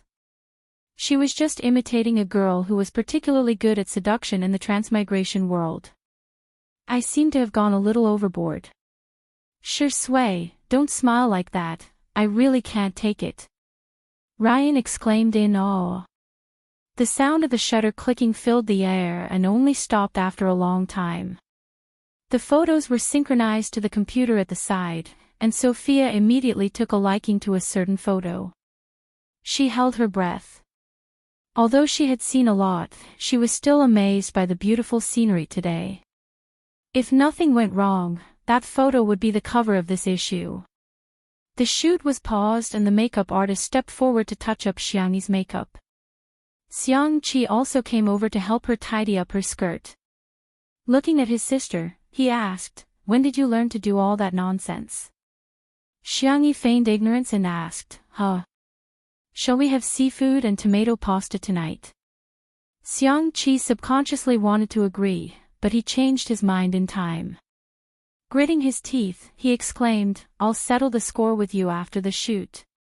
On the other hand, Shui was drinking water calmly, as if everything that happened just now did not affect him at all. However, his habitual action of reaching for his cigarette box betrayed his thoughts. Shui had never felt so terrible about quitting smoking. He felt like he desperately needed something to calm himself down. Otherwise, he would keep replaying the scene of her cold and soft fingertips touching his Adam's apple. It was very annoying. The shoot began again, but to Xiangyi's surprise, the scene changed to a bedroom. It was still the bed in the bedroom. She repeatedly confirmed it twice before accepting the reality.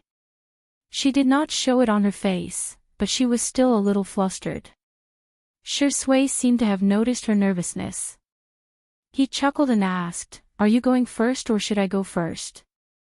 Or should we sleep together? Sleep together, Xiangyi tensed up and pushed Shui. You go first.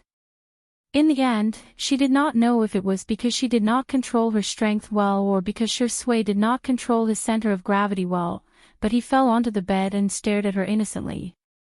The crew members on set were looking at Xiangyi's gazes too. This little Eastern beauty, can't wait for the big Eastern beauty. Xiangyi, she was Adam's S. This SSSSSSSS. SSSSSSSSS, SSSS, SSSSS, SSSSS. Shui did not say anything. He just stared at Xiangyi and smiled. Xiangyi whispered, have you been on the cover of a magazine before? Shui, yes. Xiangyi, no wonder you're so good at acting. The man raised his eyebrows. At such a close distance, there was an uncontrollable ambiguity fermenting in the air, diffusing and dispersing in the air. He seemed to be gently wrapping his arms around the girl's waist, but in fact, he was full of strong possessiveness. He whispered in her ear. I've never interacted with anyone before. Our sister E is the first. Chapter 282. Shui seemed to have said something, but Xiangyi's mind was blank and she didn't hear it clearly. She only remembered that his breath was hot. Unbeknownst to her, this scene was extremely beautiful in the viewfinder of Ryan's camera. The little princess, who was in love, was confused and helpless. Her eyes were blank. The vampire, who had finally succeeded, had a strong sense of aggression and danger in his eyes. She was in a mess but obsessed. She was drowning but unwilling to struggle. Redemption. Sorry, there's no need, please follow me and fall into darkness together. The last set of scenes was full of symbolic meaning. The little princess was standing by the window. Behind her was the vampire who was holding her waist and restraining her. The man's lips were only half an inch away from her fair neck, but he hesitated and didn't bite down. The next second, the little princess raised her hand and closed the window. The last trace of light in the castle disappeared. Everything was shrouded in darkness, as if time had been sealed and the past had been locked. However, in the retro-carved mirror, there was a reflection of their interlocked hands. Okay. That's it. Ryan announced the end of the shoot. Only then did the crew wake up from their daze. It turned out that they had unknowingly been substituted into the story. This story wasn't exactly a fairy tale love story. On the contrary, it was a little dark, but it was more shocking and memorable. Ryan and the others went to watch the film. Xiangyi stood rooted to the ground and didn't come back to her senses. It wasn't until Shui flicked her forehead that Xiangyi looked up slowly. Shui said calmly, "It's just a story." Xiangyi. Yeah. She was just in a trance for a moment. Were the lives she saw when she was traveling through worlds real or illusory? Were they just insignificant stories? Xiangyi. Shui suddenly called her full name. He didn't use his usual teasing tone. Instead, he said in a gentle and serious tone, "You are you, not someone else. Nothing can erase your existence." Existence, the girl subconsciously placed her palm on his chest. A deep and powerful heartbeat. She breathed a sigh of relief and finally pulled away from those chaotic thoughts. The next second, Shui clicked her tongue and said in a drawling tone, "Are you taking advantage of your brother so blatantly now?" Xiangyi. No, I didn't. Shui, don't spout nonsense. She quickly retracted her hand, her expression especially indifferent and calm. My hand is dirty, let me wipe it. Shui raised his eyebrows. Then where are you going to wipe your dirty hands next time? He said lazily, as if he was coaxing a child. Can you give me a notice in advance? After all, I'm already so old, and I can't stand your torment. Xiangyi. Ahem, okay. The girl lifted her skirt and fled in a sorry state. Due to Viscount Albert's warm invitation, Xiangyi and the others stayed at the castle for the night. When it was almost time for dinner, Albert arrived at the dining room as if nothing had happened. He thought that he was the first to arrive, but to his surprise, Shui, Xiangqi, Sophia, and the others were all there. Albert was speechless. Sorry, I lost. Everyone discussed various topics such as finance, art, red wine, and so on. By the time the maids served the dishes that Xiangyi had cooked, all the topics came to an abrupt end. Albert immediately laid out a white tablecloth for Miss Sophia and himself, and prepared for the meal. He turned around, only to discover that Xiangqi was calmly taking out of his large bag. He took out an oversized bowl. Albert was dumbfounded. Damn it, that works too. Chapter 283. Sensing everyone's surprised gazes, Xiangqi said seriously, when it comes to hygiene, start with preparing your own utensils. Everyone. As if I'll believe you. But soon, everyone's attention was attracted by the food on the table. There was a chef in the castle, and Xiangyi thought that not everyone would like her cooking, so she made two simple dishes, a beef patty and a fried mushroom. The beef patty was made from beef tenderloin, which was marinated slightly before frying in a pan. The heat was controlled just right, and it could be dipped in black pepper sauce or tomato sauce according to one's taste. The fried mushroom was made from fresh mushrooms picked in the afternoon, mixed with flour, egg, and other ingredients, and fried. It was then rolled in a circle of chili powder, cumin, and other condiments that the girl had brought from China. The aroma was overflowing, and it went straight into everyone's nostrils.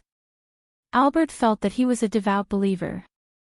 In the past, when he ate with others, he would lead them in praying. But today, he recited the prayers very quickly, and then announced that it was time to eat. The beef patty was exquisitely made, and Albert bit off half of it in one bite. The juices of the meat filling splattered, and it bloomed beautifully on his taste buds. Albert's gaze drifted. Was this heaven? How could there be such delicious food? Miss Sophia was interested in the fried mushroom. She carefully forked a small piece with her fork and took a bite. The fried mushroom had a crispy outer layer, but the mushroom inside was fresh and tender. The combination of the three flavors of egg, flour, and mushroom formed a rich and complex texture. She felt that she could use an article to describe this wonderful feeling. As for Xiangqi, he liked to eat noodles, so Xiangyi scooped a bowl of seafood and tomato pasta for him. Then, she added a circle of fried mushrooms and a circle of sliced beef patties, forming a unique big bowl of seafood pasta with rice. As he ate, he glanced provocatively at Shui. "Humph, my sister only scooped rice for me." Shui's expression didn't change. There was nothing wrong with his dining etiquette, and he was elegant and noble. When he was almost done eating, he wiped the corners of his mouth with a snow-white napkin and suddenly said, "Sister E, have you thought about what to make for Big Brother's in-flight meal?" Upon hearing the word Big Brother, Xiangqi instinctively sat up straight, even forgetting to chew the pasta at the corner of his mouth. Xiangyi nodded. "Yes, I'll make Big Brother's favorite dishes." She tilted her head and looked at Xiangqi. "Big Brother, do you want to accompany me? Let's go home and see Grandpa." Regardless of whether it was to accompany his sister or visit his grandfather, he was very happy with these two options. However, with the addition of the option of going with his elder brother, this question instantly became a question of death. "Sister, you're not a kid anymore. You're a big friend now." Xiangqi acted like a big brother and said in a dignified manner, "Can you be a little more mature? Do you need me to accompany you on the plane?" "Oh," Shui smiled. "It's okay. I'll accompany you, Xiangqi." Motherf **Ker. Ah. However, he couldn't do anything to Shui. He was afraid of his big brother, but Shui wasn't afraid at all. Albert's Chinese wasn't very good, and he tried to join Xiangyi and the other two's group chat. He was very confused. "It's fine to bring a big bowl, but do you have to bring a big pot?" Xiangqi took advantage of his big brother's absence to reveal his dark history. "When my family went camping, my big brother brought a big pot. But," he paused and said in a sorrowful tone, "I had to carry it for him the whole time. Something came up today and it was too late to go home. Smiley face angle, let me tell you in advance." Chapter 284. At the same time. Logic Esports Base. The training room was brightly lit, and the sound of the keyboard and mouse could be heard. Xiao Naofu was nestled in the pocket of Xiang Yu's uniform, watching him play games. After watching the game for a few days, Xiao Naofu had already grasped the rules and was more addicted to it than Xiang Yu himself. Meow meow meow. Go, go, go, beat him up. Beat him up for this hoo-hoo. In Xiang Yu's ears, Xiao Naofu's cries were simply the most beautiful sound in the world. The sniper in the game ended the battle with a clean shot and found a cover to hide behind. He freed his hand to cover Xiao Naofu's eyes and coaxed softly, "Be good, a cute kitten like Xiao Naofu can't watch these fights." Xiao Naofu. No. Let this Ho-Ho watch. This Ho-Ho wants esports too. Creak, the door was pushed open. It was Captain Wander, who had just returned from drawing the lot. He sighed and said apologetically, "I'm sorry, my luck isn't good. We'll be facing Team ICE in the next match." This year's Lonely Glory World Connections main venue was in Nanjing. Team Logic was one of the 2 Chinese teams in the top 36 and had high hopes for them in the domestic esports circle. However, Team ICE was a seeded team and had made it to the top 3 in the World League last year. Team Logic had to face such a strong team in the first round and suffered a crushing defeat. The atmosphere in the team was inevitably a little heavy. At this moment, "Oh whoa. Oh whoa." Xiao Naofu pushed Xiang Yu's hand away and jumped onto the keyboard aggressively. Its soft, meaty paws smashed onto the attack button. With a bang, the sniper in the game fired and hit the enemy who was about to launch a sneak attack. Everyone in the team. Ho-Ho wanted to fight again, but he was picked up by Wander. The young man's eyes were filled with tears. This is a miracle. It must be a miracle. God is encouraging us. Everyone, cheer up, let's go. For a moment, the little cub seemed to have been injected with chicken blood. Go, go, go. Only Xiao Naofu was struggling desperately. Let go of me. This Ho-Ho can still fight. On the other side. Research Institute, Director's Office. Why can a cripple like Xiangli apply for so much funding? Could his hands be used for experiments? He's clearly a dog in the manger. A middle-aged man complained in dissatisfaction. The director tried to appease the middle-aged man, but the middle-aged man continued to push his luck. How about this? We'll keep Xiang Li's original team, and I'll join them to guide them. As for Xiang Li, we'll kick him out. He's no longer of any value to our research institute. The director slowly typed out a question mark. Even though Xiang Li was injured, he still managed to come up with a lot of new drugs and published a few core research papers. This was enough to prove Xiang Li's research ability.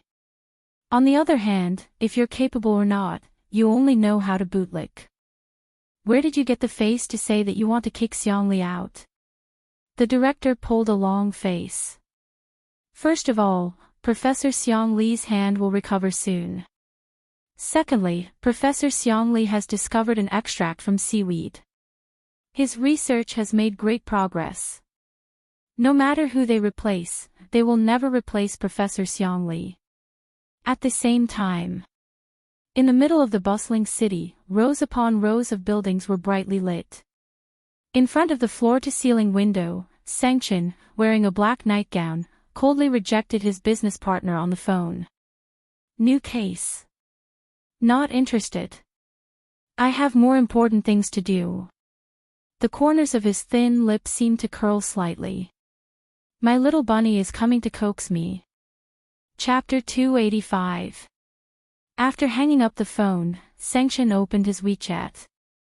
Little Bunny's account was pinned to the top. He tapped on the chat box with his slender fingers and saw that there were 0 unread messages.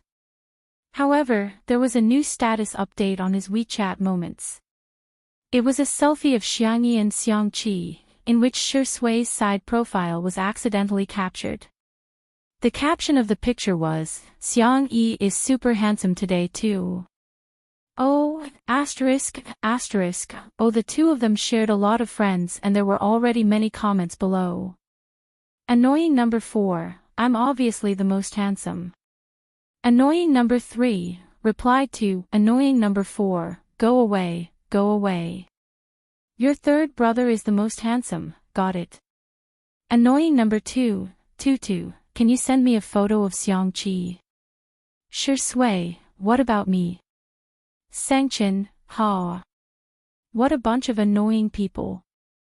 It was late at night, but he wasn't sleepy at all. Instead, he tapped on Weibo to kill some time. His account was verified as lawyer of Linchin Law Offices, so he would usually receive a lot of mentions, all of which were for legal advice. Occasionally, Sanction would reply to a few of them. Today, as usual, he scrolled through the list and scrolled past a comment that read, "May I ask if you've accepted a case for public welfare legal aid?" QAQ. He stopped scrolling. It wasn't because of the content, but because of the user's nickname. Guardian of the best E in the world, the avatar used was a screenshot of Xiangyi and two under one roof, with her hair tied up in a bun. The little girl was smiling with her head tilted to the side. After adding some filters and various special effects, she looked even more gentle and adorable. Sanction saved it with a straight face, then subconsciously opened the avatar's Weibo account. Obviously, Guardian was a fan of Xiangyi, and almost every post was related to Xiangyi. However, Sanction couldn't understand her messy seniority logic. "Ah, Xiangyi is so beautiful, Mama loves you. Sister E is so soft, I really want to rub her. She even has dimples, she's so sweet, damn it, E is so awesome today. Ah, Wei is dead." I want to be a fan for 1 second, however, that did not stop Sanction from saving photos and videos. After he was satisfied with saving dozens of photos, he noticed that Guardian had updated his Weibo. "Guarding the best in the world, EE, if you don't vote, I won't vote. When will EE be able to make a name for herself? Don't forget to help Xiangyi get on the rankings. Also, our fan club group number is XXXX, welcome everyone to join." Sanction checked the links that she had sent him. They were all different kinds of rankings. Xiangyi's popularity was at the bottom. Sanction furrowed his brows and sent a private message to the other party. "Tutu Dage V, I can take the case. Big brother Tutu V, but I have 2 requests." The other party replied instantly, "Aw, really? Please speak." The Guardian in front of the screen was extremely excited. Although this lawyer's ID was a little strange, he was still a lawyer from Lin Chen Law Firm. She had asked for help from many lawyers, but all of them were ignored. To her surprise, the only one who replied was one of the top lawyers in the industry. A new message popped up in the chat and the Guardian checked it nervously, for fear that the other party would make a difficult request. "That would be terrible, Tutu Dage V, teach me how to get on the rankings." The Guardian : "Buzz, Tutu Dage V, also, add me to Little Bunnies." "Yes, Xiangyi's fan club. Thank you." The Guardian : "She was in a trance. She didn't expect the other party to make such a request. Is this the legendary male fan? Or is he a male fan? *** today is salted fish warm, guilty, don't be mean to me, I'll catch up on it during the day. Good night QAQ. Chapter 286. Probably because she didn't reply, the other party sent another message. To Big Brother V, what's the matter? Is there a problem? Guardian hurriedly replied, no. It's totally okay. Then, this brother fan very professionally asked her to send him the details of the case. In order to make it easier to contact him, he even gave her a WeChat signal. Guardian added him as a friend nervously and quickly accepted it. She checked this brother fan's WeChat moments and realized that he didn't set it to be open within 3 days. However, there were only a few posts in total. They were from 2 days ago, a year ago, and a year and a half ago. 2 days ago, I'm on annual leave, please contact my assistant Gu Jingxi for work matters. A year ago, Little Bunny ran away from home. A year and a half ago, camping with my sister and cooking noodles in a big pot. It tastes pretty good. It seems that he also has a sister named Little Bunny. What a coincidence, it's actually the same as Xiang Yi's nickname. In order to show her sincerity, Guardian meticulously created a tutorial for voting on the rankings and sent it to him. She also added him to Xiang Yi's fan club. Chen, thank you. Guardian replied with an emoji and ran to watch the cut version of Two Under One Roof that only had clips of Xiang Yi. From time to time, she would let out a goose-like laughter. After more than half an hour, new messages suddenly popped up on WeChat. Damn, Sister E has a rich fan now. She's rushed to the top of the female celebrity popularity list. She's also the first on the most popular list. I'm impressed, what kind of big shot is this? Tutu Big Brother. This name sounds a bit familiar, ha ha ha, is he Xiang Yi's brother fan? Guardian froze for a moment and went to check the various major rankings, only to find that this brother fan was a typical person of few words and was good at gambling. He was also very generous with his money. She was extremely excited and posted in the group, "Great, our Xiang Yi is also someone with a big fan club." There were sounds of agreement below. Suddenly, Tutu Big Brother, someone bullied her. The group was silent for a few seconds. In an instant, everyone was worshipping the big boss with slipping hair and kneeling emojis. After a while, someone finally sent a voice message to Tutu's older brother to explain, "That's right. That all is well year-round character in Shursui sister is always leading our sister around. Even after being slapped in the face a few times, she still doesn't know how to restrain herself. Just now, she even posted on Weibo that Sister E was going to drive her to her death. I'm speechless." As she spoke, she even sent out a link. It was a Weibo post from All Is Well Year Round.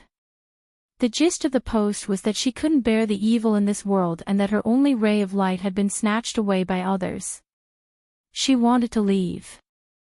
Many fans comforted her in the comment section, and there were also people who passionately insulted Xiangyi, accusing her of driving a depressed patient to death. There were already more than 10,000 likes. Sengchen, who was standing in front of the floor-to-ceiling window, combed his messy hair. He never liked listening to long speeches, but he patiently finished listening to the lecture. TSK. How dare they bully his little bunny? Tutu Big Brother, got it. Tutu Big Brother, the internet is not a lawless place. I will send a lawyer's letter to all the Weibo users who insulted Xiang Yi. The group members thought that he was joking, but they didn't expect that about 10 minutes later, Lin Chen Law Firm's official Weibo account actually posted a statement frowny face Lin Chen Law Firm v. The internet is not a lawless place. The attached picture was a lawyer's letter with at least a few hundred Weibo users' names on it. In an instant, the foul-mouthed Shursui sisters panicked. Chapter 287. Weren't they just angry and scolded Xiangyi a little? Xiangyi was a public figure, so what was wrong with being criticized? She wanted to be a celebrity, so why did they have to send them a lawyer's letter? Moreover, the lawyer was from Lin Chen Law Firm, one of the top law firms in the country. Many people felt suffocated, and they guiltily deleted their comments and changed their IDs, fearing that they would be punished by the law. Thus, Xiangyi's fans were surprised to find that the Shursui sisters, who had been shouting the loudest and scolding the most, had all disappeared. Finally, someone could deal with them. Meanwhile, Sangchen's fan club was flooded with comments. "Big Brother, you're awesome." Sangchen didn't say anything else. Instead, he looked at the bustling night scene outside the window. The huge billboard shone brightly on the man's chiseled face, softening his sharp features slightly. Seeing the little rabbit up close, there were only 8 hours left. The next morning, Xiang Qi got up sleepily. His dark green silk robe was wrinkled from his sleep, and a few buttons on his collar were unbuttoned, revealing a large area of his pale skin. His well-defined abs were faintly discernible. He walked to the window to breathe in the fresh air, and vaguely saw two familiar figures. Xiangqi squinted and realized that he couldn't see them clearly because they were too far away. He hurriedly turned on the camera on his cell phone and zoomed in a few times. Damn! It was his younger sister feeding the deer outside the castle, and Shui was standing next to her lazily. Eat slowly, don't rush. Xiangyi's voice was gentle as she patiently fed the deer from yesterday. Behind the deer, there was a large group of parents and siblings who had come to freeload. Every deer was given a few pieces of deer biscuits, and they were happily munching on them. Xiangyi had already told the chef in the castle how to make the deer biscuits, and Viscount Albert generously expressed that he would be happy to feed these cute forest elves. I'm leaving today. You have to pay attention to your safety in the future. Don't get caught by poachers. As Xiangyi spoke, she suddenly turned her small face. Do they understand Chinese? Shui quietly accompanied her by her side. Hearing her words, she couldn't help laughing. Can you translate it for me? The little girl thought it made sense and translated it to Xiaolu.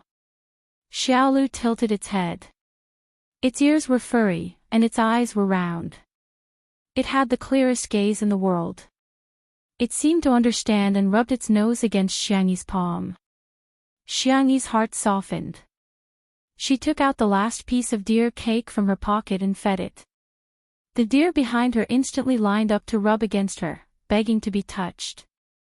They didn't forget to touch the pocket on Xiangyi's clothes, trying to get her to take out another piece of deer cake.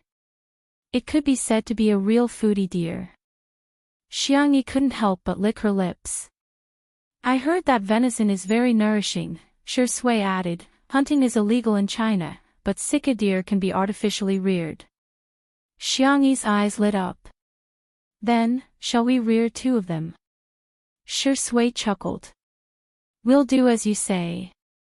The deer were speechless. In Xiangqi's eyes, the morning sun, the cute deer, the gentleness of a young girl, and the company of a man. All of this was obviously very heartwarming, but it was more impactful than any war or sci-fi scenes. Although he wanted to rush over and kick Shui away from his younger sister, but why did this damn inspiration come again? It was actually the inspiration for matching outfits. Chapter 288. He scratched his head, struggling between kicking the dog man and recording his inspiration. In the end, Xiangqi gave in to recording his inspiration. Ever since his debut, he had only designed women's clothing. Men's clothing was his weakness. Now that he had a chance to make a breakthrough, he had to seize it. As for the dog man. Wouldn't it be better to wait for Big Brother to kick him in person?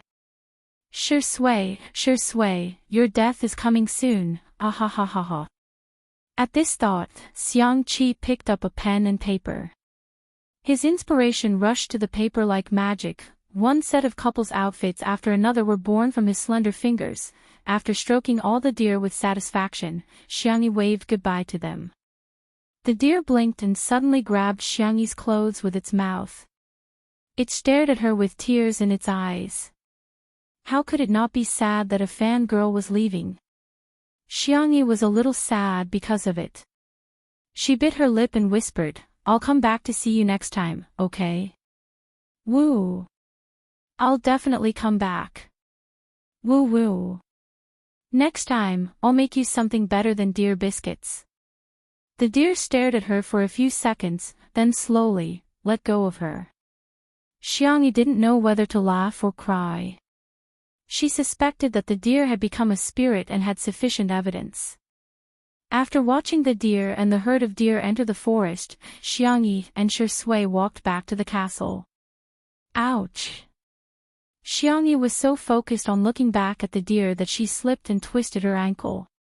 Shui caught her in time and asked with a frown, Are you okay? Should I carry you back? Imagining that scene, Xiangyi felt a little embarrassed. She said calmly, I'm fine, I can still walk. The next second, a black Rolls-Royce stopped beside her. The door opened automatically, revealing the cold and indifferent gaze of the man in the car. Xiangyi. Big brother is here. Her cherry lips opened slightly. She wanted to greet him, but she didn't dare to call him Big Brother. Sanction calmly got out of the car. He was 188 centimeters tall, with broad shoulders and long legs. Dressed in a black suit, his facial features were deep and handsome. His entire body was covered with a layer of earth-shattering coldness, as if it could crush the sunlight behind him. He lowered his eyes and glanced at Xiangyi. Broken leg. Xiangyi shook her head in fear. No, no. Then do you need to hide in another man's arms? Xiangyi came to her senses and tried to pry Shui's hand away. Unexpectedly, Shui tightened his grip and hugged her shoulder even tighter. His peach blossom eyes curved slightly, and the corners of his mouth curled into a lazy smile. Big brother, long time no see, Sanction looked at him in the eye. It was a silent confrontation between two men. A moment later, Sanction sneered, "Get your dirty hands off me." Xiangyi subconsciously defended Shui, he didn't touch the deer. His hands are not dirty, whoosh, Big brother's cold gaze swept over. The young girl shrank her neck and said pitifully, "Brother, my ankle hurts." Actually, it wasn't that painful. However, in front of Big brother, this little bit of pain seemed to be a great grievance. Because she had been doted on before, she dared to be fearless and willful. Now you know pain. For some reason, although Sanction's tone was still cold, it wasn't as fierce as before. He raised his long black eyebrows. So.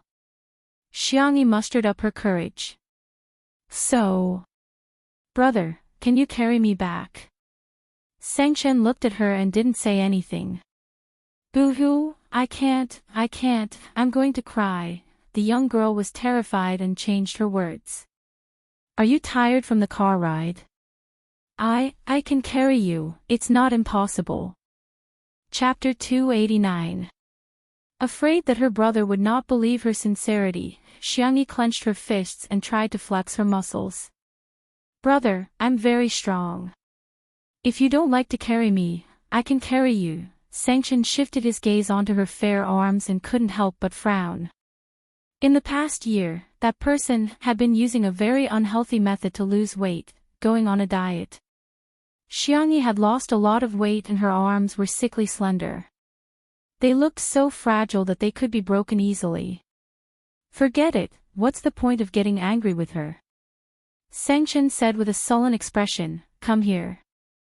Xiangyi did not move. It was not that she didn't want to go, but rather, she was too scared.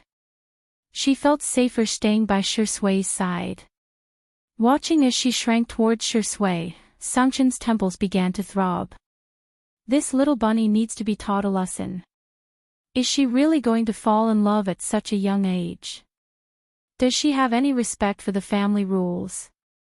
However, Shui had guessed Xiangyi's true thoughts. He looked down and said in a lazy and innocent voice, "Brother, it's the same if I help her." With that, he helped Xiangyi walk in the direction of the castle. Sanction shifted his gaze from his sister to Shui's legs. He seemed to be contemplating if he should break Shui's legs. He strode forward with his long legs and picked Xiangyi up in his arms. Ha! While she stared at him in shock, Sanction said with a straight face, "Your legs are short and you're walking too slowly. You're wasting time." Is that so? However, Xiangyi realized that her brother was carrying her. Does that mean that he's actually not that angry with me? She carefully tugged at the fabric of his suit jacket, feeling both nervous and happy. To her surprise, Sanction said, "Tisk, you're quite heavy." Xiangyi was speechless. Much heavier than rice. Xiangyi. Then I'll walk by myself. Actually, I can walk. Xiangyi was a little humble. Of course, it was mainly because she was afraid, Chen of the Xiang family, a man who dominated the fear of the entire Xiang family. Sanction said coldly, "Shut up." Xiangyi. Oh. Wu Wu Wu did not dare to speak anymore. Shi Sui, who was standing behind her, smiled happily. Another man who can't stand being goaded. He was clearly worried about his sister's death, yet he still pretended to be unconcerned. Clearly, sullen on the inside. Castle, living room. Sanction placed Xiangyi on the sofa. He had been to the castle a few times and was very familiar with the layout. He got up and went to the kitchen to get some ice. Xiang Qi took a stack of design drafts downstairs and showed them off to his sister. Sister. Look at my newly designed couple outfit. Xiangyi took a look and was stunned. Over the past year, there were people in the fashion industry who couldn't stand how Xiang Qi's designs were always able to set off new trends. They dissed him for not being able to design men's and children's outfits, saying that his designs were too limited. In fact, many designers specialized in one category, but in their eyes, wasn't Hades a genius? A genius had to be all-round, otherwise, he would be a good-for-nothing. She treated him with the strictest standards, yet held herself to the most relaxed standards. However, this couple outfit was so ingenious. It was simply amazing.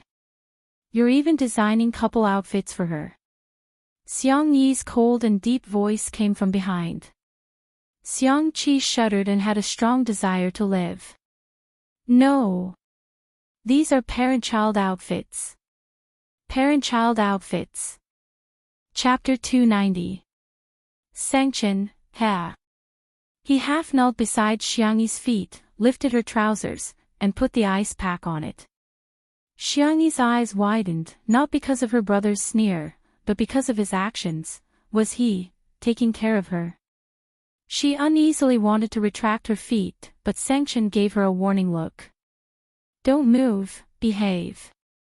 The little bunny didn't dare to move and sat on the sofa obediently. Xiang Qi was still trying to explain his creativity. Brother, look at this outfit, it's brother and sister, and this outfit, it's sister and brother. Sanction's face was cold. Go on, go on, go on. See if I'll give you a look. Don't think I don't know, sister is your muse, your source of inspiration. That's right, all of Xiang Qi's designs were more or less related to Xiangyi. The perfect combination of his siscon and his pursuit of the ultimate art miraculously created sparks of inspiration. Sanction, Ha. Xiang Qi was about to cry, and instinctively hid behind Shi Sui.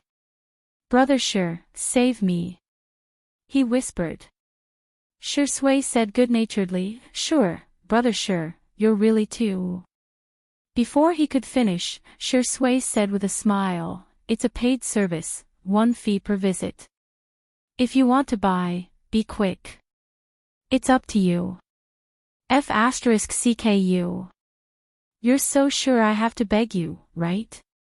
Do you think I'm such a spineless person? Yes, I am. Xiang Qi said fawningly, Okay, I'll listen to you, brother Shi. Then he heard Shi Sui say leisurely, the company's sister Yi signed with is a bit of a scam. Why don't you sign with Xiang Feng's company? Whether you want to leave the industry or continue your career, you'll have more freedom. The word Xiang Feng naturally attracted hatred, and Shi Sui knew this very well. As expected, Sanction frowned. What's he doing? It's been so long, and he still hasn't prepared the contract? Shi Sui chimed in, That's right. Sanction, I'll call him right now. He threw the ice pack to Shi Sui and went to call Xiang Feng with a sullen face. Far away in Nanjing, Xiang Feng was still sleeping due to the jet lag. In a daze, he received a call from nephew Gu and was reprimanded. Xiang Feng. It was very fascinating. In the living room, Xiang Qi was shocked to see that Sanction's attention had been diverted by the simple act of using his uncle as bait. What kind of operation was this? Teach me. Shi Sui bent down and carefully applied ice to Xiangyi's ankle. The girl's pink toes curled up, feeling extremely uncomfortable. She didn't think it was a big deal for her brother to give her an ice pack, however, it was sure sway. It seemed to be completely different. Does it still hurt? Sure Sway asked in a gentle voice and looked up. At that moment, Xiangyi actually didn't dare to make eye contact with him. The ambiguous atmosphere made her heart thump loudly, as if it had been hooked by a silk thread. Xiangyi cleared her throat and said, "I'm done." Sure Sway asked, "Are you sure?" Xiangyi answered, "Yes." Sure Sway finally put away the ice pack. Seeing how uneasy she was, he smirked and asked, "Are you that scared of Sanction? Is he going to eat you up?" He originally meant to comfort Xiangyi, but to his surprise, the Xiang siblings widened their eyes in horror. Xiang Qi murmured timidly, "Xiang Feng doesn't eat people up, does he?" Xiangyi swallowed her saliva and said, "I don't think so. Oh my god, it's so scary." The two of them huddled together pitifully and shivered uncontrollably. Sure Sway was speechless. The demon of the Xiang family indeed lives up to his reputation. Chapter 291. Sanction came back after the call and glanced at Xiangyi. "We can sign the contract when we get back." Xiangyi. What kind of efficiency was this? Then, Sanction turned to look at Xiang Qi. Xiang Qi was curled up on the sofa like a boneless person. He straightened his back and rested his hands on his knees like a standard elementary school student. They looked at each other. 1 second, 2 seconds, 3 seconds, Xiang Qi broke down. I was wrong. Sanction said unhurriedly, "Tell me, what did you do wrong?" "I was wrong in every way," Xiang Qi said weakly. "It's a couple outfit, but it's just a design. It doesn't mean that I support my sister's relationship." Sanction said, "Go on." Xiang Qi confessed everything. "I shouldn't have eaten my sister's dear biscuits. But I already had diarrhea yesterday." Xiangyi looked a little speechless. "I said that you can't eat it."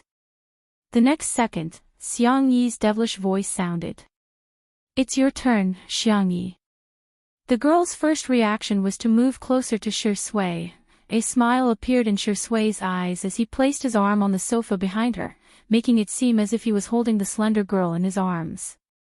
"The deer is so cute. I shouldn't have thought about eating it," the elementary school student answered in a trembling voice. She didn't look at all like a big shot who had just returned from transmigration. "What else?" Sanction narrowed his eyes and stared at her meaningfully. Xiangyi looked confused. "Apart from that, she didn't do anything bad," Sanction sneered and deliberately tricked her. "Don't think I don't know that you're in a relationship." His tone was so fierce and cold that Xiangyi panicked. I'm in a relationship." Sure Sway was speechless.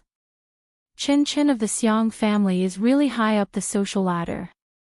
Seeing his sister's reaction, Sanction was slightly relieved. "That's good." Xiangyi felt as if she had been granted amnesty. "Then I'll go prepare the in-flight meal." She slipped into the kitchen, feeling as if she had dodged a bullet. Xiang Qi couldn't be bothered to eat his sister's cooking anymore. He tidied up his big bowl and said, "Brother, I'm going to make a dress for my sister. Bye-bye." He wasn't a coward. He was following his heart and listening to the truest summons from the depths of his heart. Only Sanction and Sure Sway were left in the living room. Sanction picked an armchair and sat down. His long legs were crossed, and his arms were crossed. His aura was incomparably strong. "I advise you, it's best that you don't have any thoughts about my little bunny." Sure Sway, "Okay, big brother, Sanction. Speak properly." Sure Sway blinked. "What if Tutu has ulterior motives toward me? Should I reluctantly accept it or act in self-defense? TSK, how worrying." Sanction. He took a deep breath. There was only one thought in his mind. This dog of a man is really asking for a beating.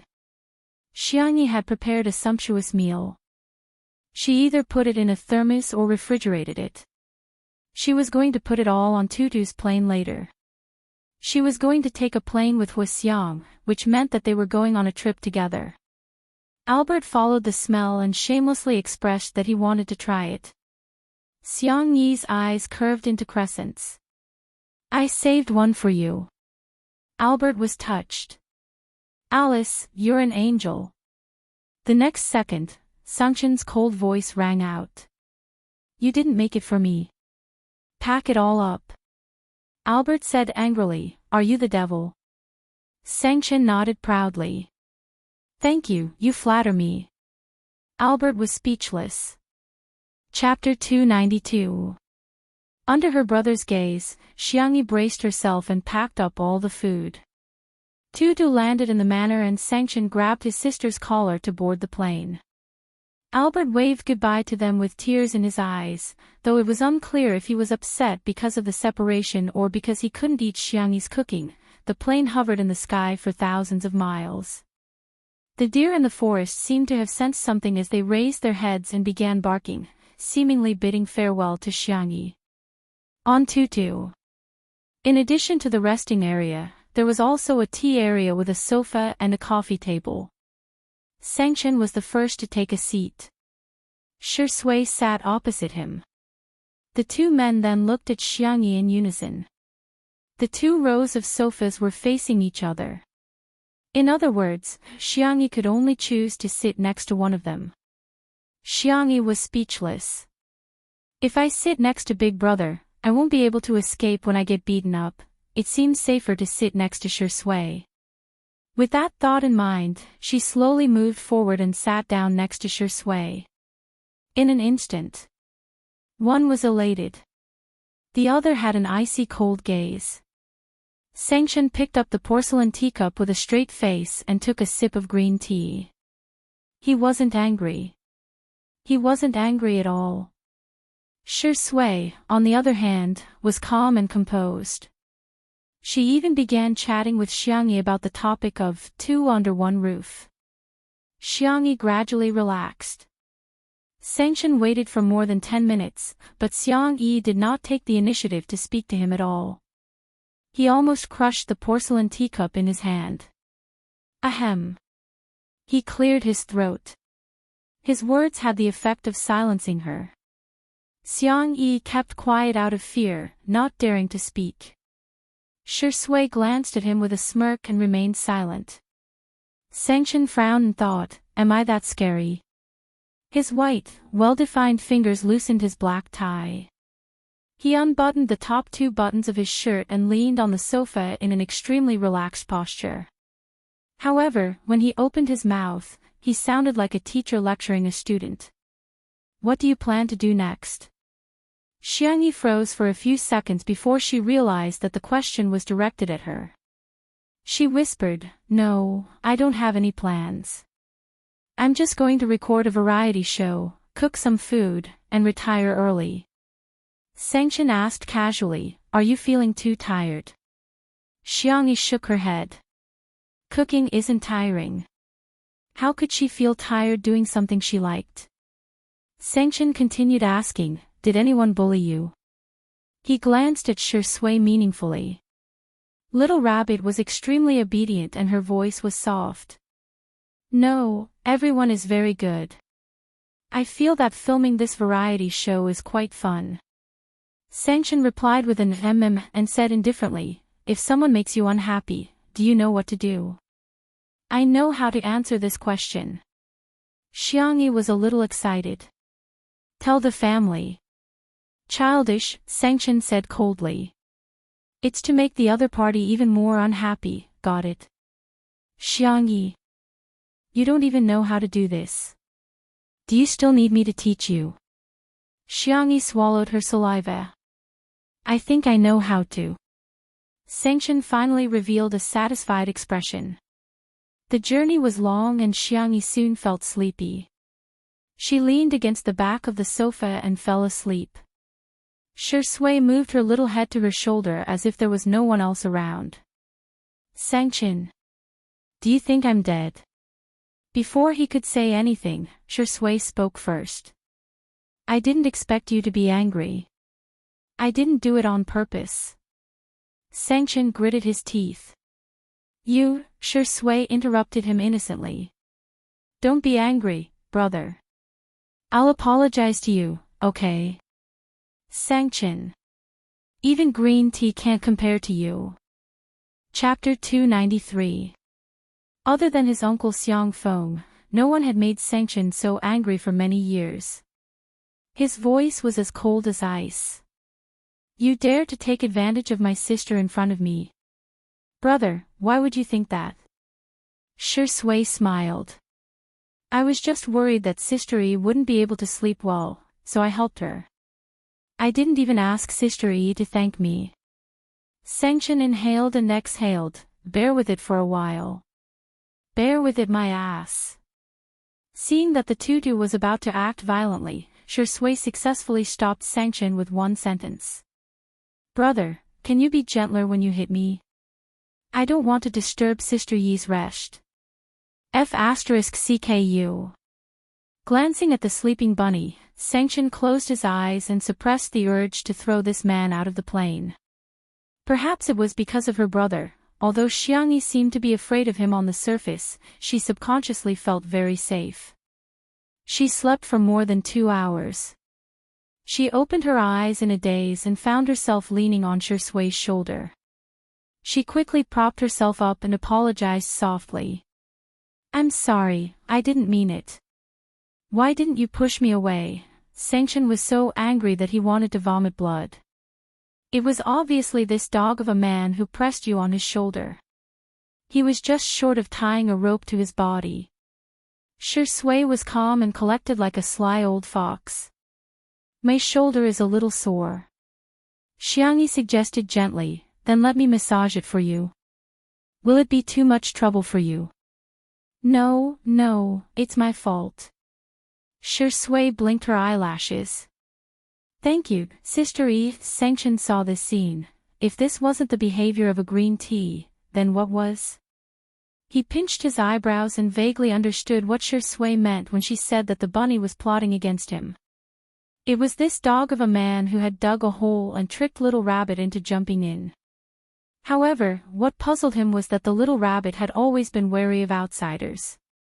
Why was she completely defenseless against this dog of a man? Although he was angry, he still had to eat. When the food was taken out of the thermos, it was still steaming. There were 6 dishes and 1 soup, all sumptuous and nutritious. Most of them were Sanction's favorite dishes. Braised lion's head in soy sauce was made of 70% lean meat and 30% fatty meat. It was hand-chopped into minced meat and mixed with water chestnuts and shiitake mushrooms to make meatballs.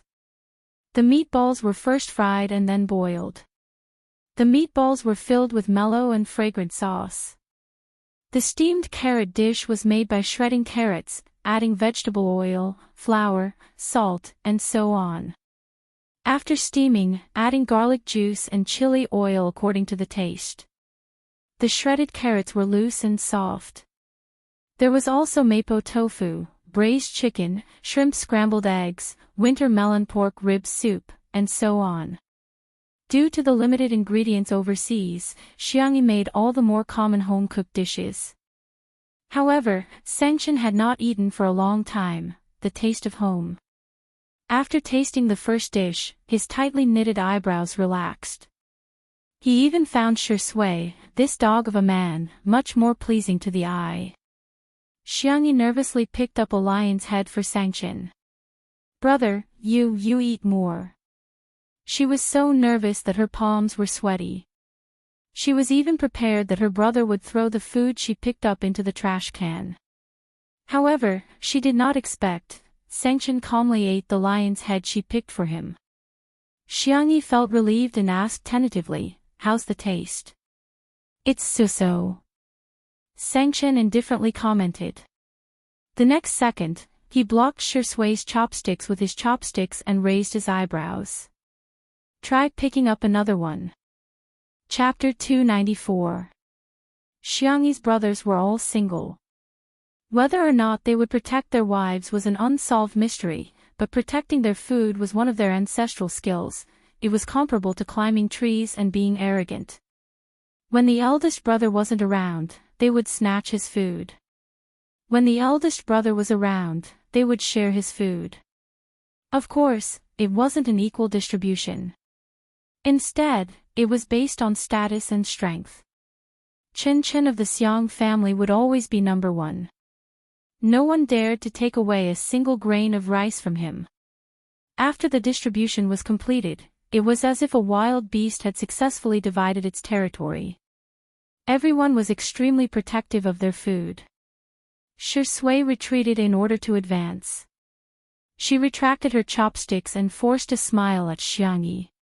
"It's okay, I can eat the vegetables." She then picked up a piece of vegetable and placed it in her bowl. In comparison, Sengchen was like a landlord who bullied the weak. Xiangyi wavered again. She moved closer to Shi Sui and whispered in her ear, "Don't be afraid, I'll leave some food for you. You can secretly eat it later. Don't get caught." Shi Sui's eyes were filled with a scheming smile. "Sister Yi, you're so nice." Sengchen, who had good hearing, twitched his eyebrows. More than 10 hours later, the plane arrived at the Xiang family's manor. Due to the time difference, it was still daytime in Nanqing. Sengchen didn't sleep much on the plane.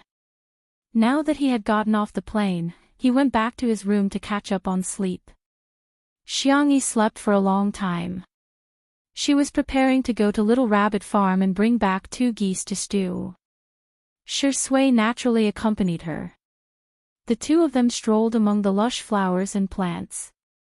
For some reason, they felt like an old couple.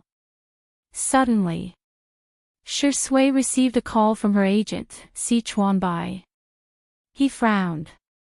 Xiangyi sensed that something was wrong and stopped in her tracks. The call didn't last long. After hanging up, Shi Sui said apologetically, "I'm sorry, I have to deal with something. I'm afraid I can't accompany you." Xiangyi said, "It's okay, I can go by myself." Before she finished speaking, there was a dispute at the entrance of the manor. "Out of the way. I want to see Shi Sui. I saw the plane land. I want to see her. Now. Don't touch me, or I'll call the police and say that you're F***ing me." The hysterical female voice, mixed with the persuasion of several security guards, was very noisy. Shi Sui's face was as gloomy as still water, and there was a deep gloom at the bottom of his eyes. Xiangyi was slightly startled. In fact, she had never seen Shi Sui lose her temper before, but she instinctively sensed it. He was angry. The man's thin lips pursed into a sharp line and strode towards the manor's gate. Xiangyi was worried that he would do something irrational, so she quickly caught up with him. At the entrance of the manor. All is well year-round. Her real name was Qiao Ruo, and when she saw Shi Sui's tall and slender figure from afar, her skinny face lit up.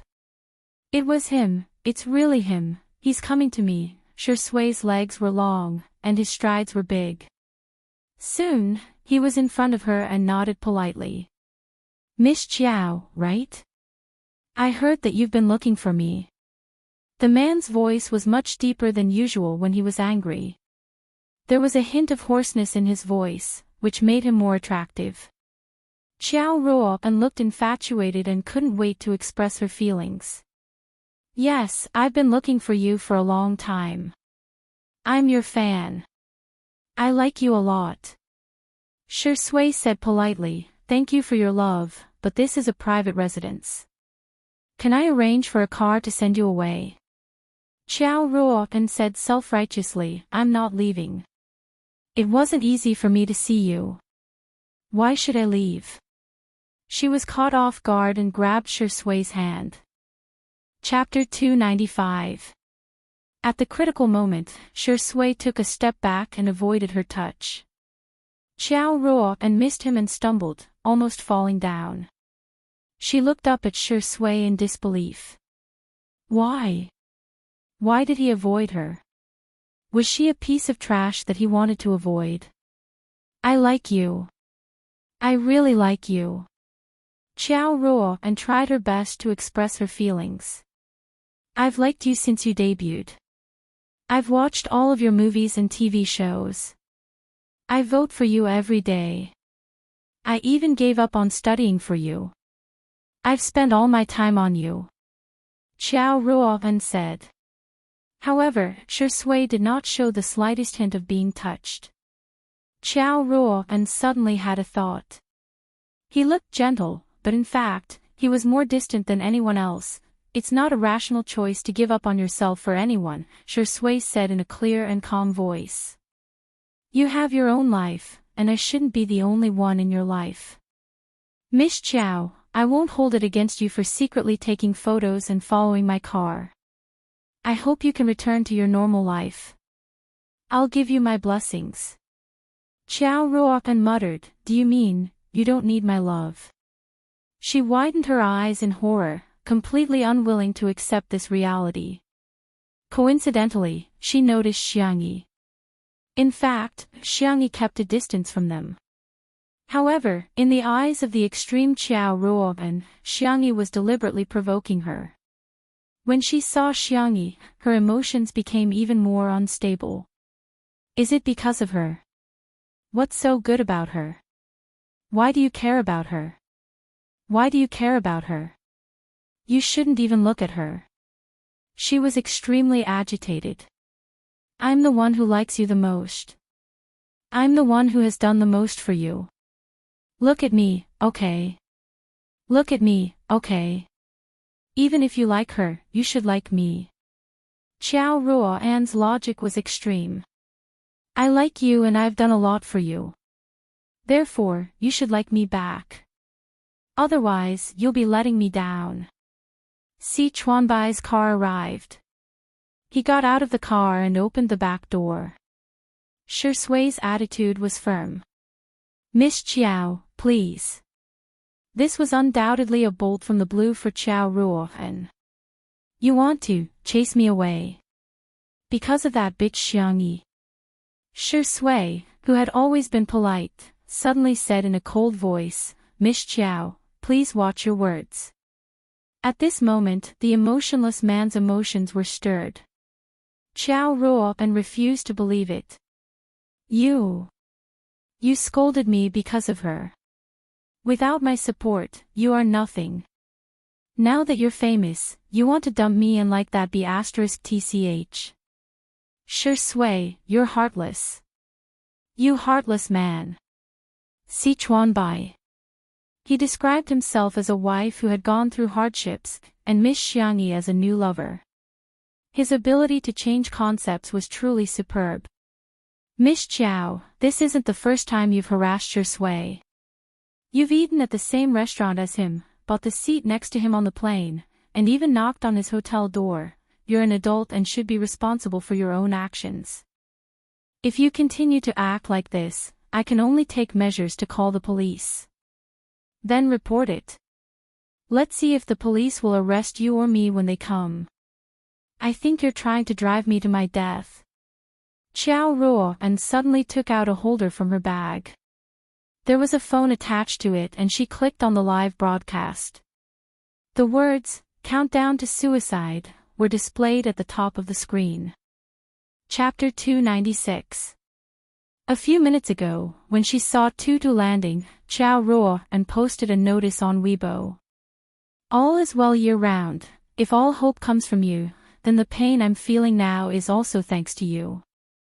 Perhaps leaving is the best relief. I'm tired, really. There was a link to the live stream attached. When the fans saw the words, Countdown to the live stream, they were all frightened. Oh my god, sister, don't take things too hard. Is there anyone who can contact her in the real world? I'm dying of anxiety. I don't know if it'll work, but based on her previous location, she should be from Nanching Pingon Nanching. Someone raised a question, live stream suicide? Why does it feel like a publicity stunt or coercion? In just a few minutes, there were hundreds of comments on that post. B*TCH, get lost. Who would risk their own life for publicity? F*CKU. Don't you have any sympathy? She's about to die, yet you're still being a troll. I hate this kind of thing the most. She's crying in front of the screen. When I see your post, I just want to curse. It was no exaggeration to say that this Weibo post had caused a great commotion in the industry. Hence, when the live stream was opened, tens of thousands of people immediately flooded in. When they saw the skinny and haggard Chow On-Hao with reddened eyes, many people couldn't bear to see her like this. I can't imagine what you've been through, sister, let me hug you. I'll treat you to milk tea, okay? Sigh, I've also been a fan of celebrities for many years, so I understand the pain of being out of reach. However, in the next second, Chow Ruo and switched the camera to Shi Sui's face and questioned, tell me, do you like that B*TCH, Xiangyi? Even at such a close distance, the man's looks were still impeccable. His long eyelashes were lowered, and his thin lips were curved downwards. His entire body seemed to be covered in a layer of frost, and it was bone-chilling. Miss Chow, he said calmly, we are all independent individuals. We can choose to like the opposite sex, the same sex, or none of them. This is the freedom that we are born with. But liking someone should never be an action that harms others. The fans in the live stream room. F*CK. Shuringdi. Oh my god, that's so cool, it's so awesome. No, am I the only one who's confused? All is well year round, why is she with Shuringdi? Let me say something quietly, this seems to be the manner where Two Under One Roof was filmed. All is well year round, it's a bit like an obsessive fan, Chow Ruoban said, I can't win against you. I just want you to like me. Is it that difficult? I've done so much for you, but you don't care about it at all. Is the support of your fans nothing to you? Si Chuanbai's expression changed slightly. This piece of music was a little impressive. If he didn't deal with it properly, his fans might leave him. As Chow Ruoan's manager, he naturally put his artist's interests first. So, he stepped forward to stop Chow Ruoan. Miss Chow, not only are you trespassing on private property, but you're also secretly taking photos. Shua, Chow Ruo and took out a fruit knife and pretended to cut her wrist. Don't come over. Si Chuanbai immediately dared not move. The fans in the live stream were dumbfounded. F*CK, she must be an obsessive fan. Chapter 297. Look at how skilled she is. She must have done this a lot. I'm so confused. What kind of illegitimate behavior is this? Based on the time, Shi Sui should have just returned to the country not long ago. He sat there for more than 10 hours without much rest and even had the camera pointed at his face. It's terrifying, the public opinion changed all of a sudden. Chow Ruo and glanced at the bullet screen in the live stream, but the comments made her very puzzled. Why aren't they supporting me anymore? Why did my live stream fail? However, she didn't have time to care about that now. She just wanted to threaten Shi Sui and make him compromise with her. However, to her surprise, Shi Sui gave a direct response to her question. I'm very grateful for the support of my fans. It's very fortunate for an actor to be liked and supported by others.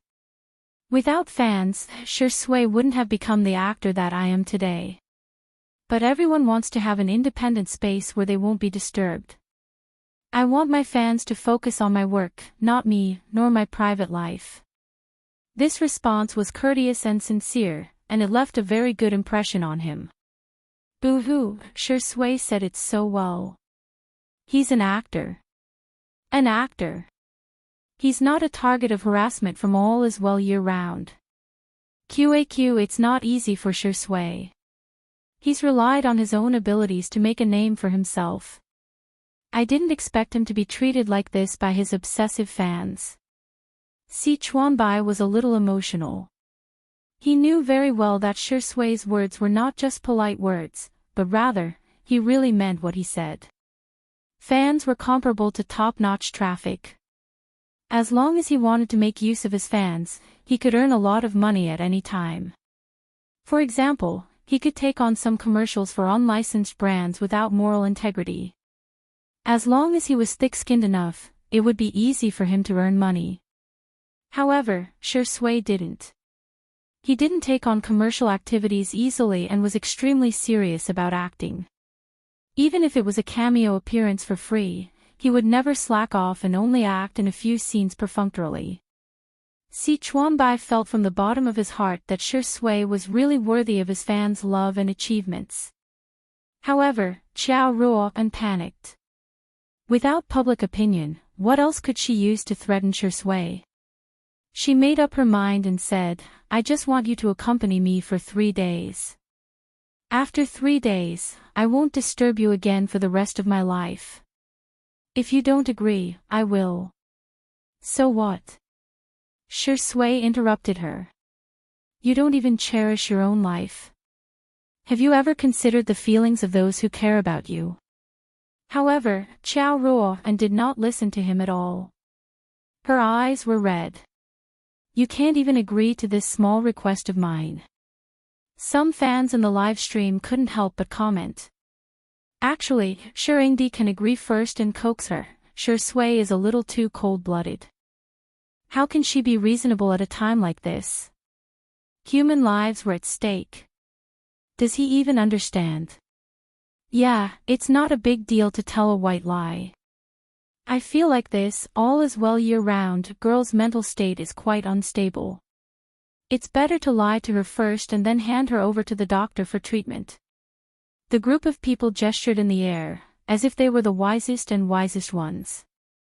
Suddenly, Qiao Ruo slid her hand to her wrist. Just as the blade pierced her skin, her wrist was grabbed by a pair of strong hands. Qiao Ruo struggled with all her might. In her panic, she ended up stabbing Shi Sui's forearm. "Oh!" She screamed as if she had gone crazy and threw her phone away. Shi Sui remained calm and even indifferently took the fruit knife from her hand. His cold and fair skin was covered in blood. His voice was cold and very soft. "I'm sorry, but I can't lie to you. Because I have someone I like. I want to be a good person for her sake." Chapter 298. His hoarse voice was low and deep, but it made Qiao Ruo's heart skip a beat. For a second, she even thought that Shi Sui would stab her in the heart with that knife. But it was only for a second. The man spun the knife casually, even more casually than he spun a pen. Then, he threw it far away. Clang! The fruit knife fell to the ground. The phone fell to the ground and the camera was facing the ground. The netizens in the live stream saw nothing but darkness. The more confused they were about the situation, the faster the comments flooded in. Did Shi Sui get stabbed? I only have one thing to say to the Saising fans, die. Shi Sui Zai, please be safe. Cry. Cry. This woman is crazy. What's the point of threatening others with her own life? Shi Sui's voice was too soft, so no one except Qiao Ruo heard it. Si Chuanbai quickly joined forces with the other security guards to hold Qiao Ruo down. The sound of police sirens could be heard from afar. Qiao Ruo broke down completely. You like her? How can you like her? How is she better than me? She's just a cheap. Si Chuanbai calmly stuffed her mouth with a rag he picked up. Qiao Ruo was so angry that she rolled her eyes, but she couldn't say a word. Soon, Qiao Ruo was taken away by the police, and her phone was also taken into the police car as evidence. The live stream was closed. In the last shaky scene, a slender figure was seen running towards Shui. The netizens who stayed behind were still discussing enthusiastically. I'm curious how long she'll be locked up for this kind of behavior. At most, she'll be criticized and educated. What I'm more worried about now is whether someone will imitate her. Is that Xiang Yi who flashed by at the end? Sister Yi, hurry up and take a look at Shui's arm. Am I the only one who thinks that the vase fairy is at fault this time? If she hadn't seduced Shui, she wouldn't have angered all as well year-round, and this wouldn't have happened. As soon as this comment was posted, it was rebutted by the netizens. Yes, you're the only one who thinks so. Dear, I suggest you go to the hospital to see a neurologist. Yes, whatever you say is right. Come, let's all wish it a safe journey. Candle, the manor. Xiangyi ran so fast that she was panting slightly when she stopped. She didn't have time to rest, but took off her thin sunscreen jacket to stop the bleeding on Shui's hand. Then, she held Shui's other hand. Let's go back and treat our wounds. Shui let her hold her hand and followed behind her obediently. The coldness and ruthlessness she had shown when she faced Xiao Ruo and just now disappeared and was replaced by a gentle and lazy tone. Are you worried about me? Xiangyi blamed herself. I should have stayed with you. That way, I could have protected you. Shui is really too delicate. Behind him, Si Chuanbai was speechless. He seemed to be at a loss for words. Not to mention, Shui had received an elite education when she was a teenager and was highly skilled in martial arts. Later on, when she filmed a martial arts movie, she also learned kickboxing from a world-class coach. Logically speaking, she should have been able to dodge that blow just now. Si Chuanbai seriously suspected that his artiste was trying to scam him. He overheard the conversation between the two of them. Sister Yi, it hurts a little, the man said in a feeble tone. The girl coaxed him softly, shall we have stewed goose in a pot later? The man chuckled and said, sure. Chapter 299. In the living room. Xiangyi took out the first aid kit and cleaned Shui's wound before carefully disinfecting it. Fortunately, the wound wasn't deep and it was just a flesh wound. It was just that he was bleeding profusely. Xiangyi looked up at him and asked, do you want to take some painkillers first? I think I can endure it for a while longer. It's okay, you don't have to endure it. Si Chuanbai was speechless. Why did I come in? I'm just applying some medicine. What kind of nonsense is that? Xiangyi said softly, actually, I'm a little hard of hearing. If you want to cry, I won't be able to hear anything.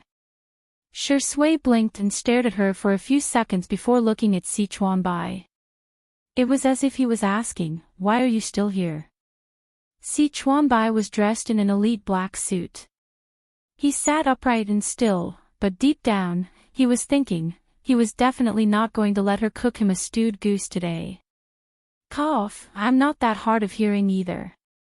I've never scored full marks for an English test. The famous manager was forced to admit that he was hard of hearing. Xiangyi took out some painkillers and was about to pass them to Shui when he opened his mouth calmly and said, like a child asking for candy. The young girl instinctively stuffed the pills into his mouth. Her fingertips brushed against his thin lips. It was cool and moist to the touch. She curled her fingers uncomfortably and lowered her head to continue bandaging his wound. After a while, Shui said, Sister Yi, it still hurts a lot. Xiangyi was worried. This painkiller won't take effect that quickly. Why don't I think of another way? The man's dark eyes gradually darkened. Like a cat, his gaze shifted to her lips, as if he was sleeping. Si Chuanbai was speechless. Why was his artiste more delicate than his little wife? Back then, she could still finish filming with a smile even when she broke a bone. How could she not be able to tolerate this pain? He watched as Xiangyi carefully inserted a few needles into his wound. Are you feeling better? Much better. Xiangyi was relieved. She patted his head and said, have a good rest. I'll make you something to eat. Unexpectedly, when she walked towards the small outdoor kitchen, Shui followed behind her like a little tail. Xiangyi? Shui's expression did not change. I want to do a live stream and explain to my fans so that they don't have to worry. Xiangyi suddenly understood. You're so thoughtful. Should I call Director Li over for you? When it came to live streaming, Li Jianyu was still the most skilled. Shui raised her hand and hooked the hem of the girl's shirt with her fair and slender fingers. But I won't be streaming alone. I want to do it with you, Sister Yi. Si Chuanbai, he raised his hand to his forehead to hide his dumbfounded expression. He really couldn't bear to look at her. Oh, I see. Xiangyi didn't think it was a big deal. After all, Shui was a fragile man. Let's do it together then. As a result, today's episode of Two Under One Roof began airing in advance. Dear viewers and friends, don't pass by. Today's menu, stewed goose in an iron pot. The main ingredient is a goose. That's it. Li Jianyu was particularly mischievous and got the cameraman to take a picture of the white goose that was still strolling around carefreely. The white goose was bold and took a domineering stride towards the cameraman. It tilted its head and asked, quack. The pop-up comments, hurry. Run. Ah. Danger, danger, danger, I feel like reciting a poem at this moment. Goose, goose, goose. Cut its neck with a knife, pluck its feathers and boil it in water. Stewed goose in an iron pot. Chapter 300. In the next second, a pair of fair and slender hands seemed to have appeared out of thin air and mercilessly picked it up. It's so fat, it'll definitely be very fragrant when stewed, the girl commented in a gentle voice. The netizens were dumbfounded. What? Little fairy, why are you saying the cruelest things in the most gentle tone? Goose, 'cause of death, too fat, how many times have I told you? If you're too fat, you'll be eaten. I'm shivering in front of the screen as I munch on duck neck and drink milk tea. The big white goose, which was extremely ferocious and had a heartless mouth, met Xiangyi, who was even more heartless. It screamed as it was taken away. The cameraman even took a long shot of Xiangyi as she walked away, looking as if she didn't care about anyone else. A few minutes later, the goose was taken away. The process was too gory, so by the time everyone saw the goose, it was already lying naked on the chopping board. The netizens were very mischievous. Goose, you're all cheap. You're all craving for my body. This show is so delicious. Ahem, it's so interesting, I'm going to record the recipe now. The goose's life was short and glorious, ordinary yet great. It passed away peacefully. There were also a few haters who complained. I feel so bad. Goose is so cute, why do you have to eat goose? Why must you eat goose? Are you that greedy? That's a life we're talking about. Girls should be gentle and virtuous. Slaughtering small animals is too cruel. The vase fairy is so cold-blooded. The netizens' response to this was, don't look at the idiot. Because, it was time for everyone's happy mukbang. The fresh goose meat was cut into small pieces, and water was added to the pot to boil the meat. Scallions, ginger, garlic, dried chili, orange peel, and cilantro were cut and set aside. She then heated up the oil and added the goose meat for stir-frying. She then added the old soy sauce and cooking wine and stir-fried them evenly. At this point, the aroma of the goose meat had already spread.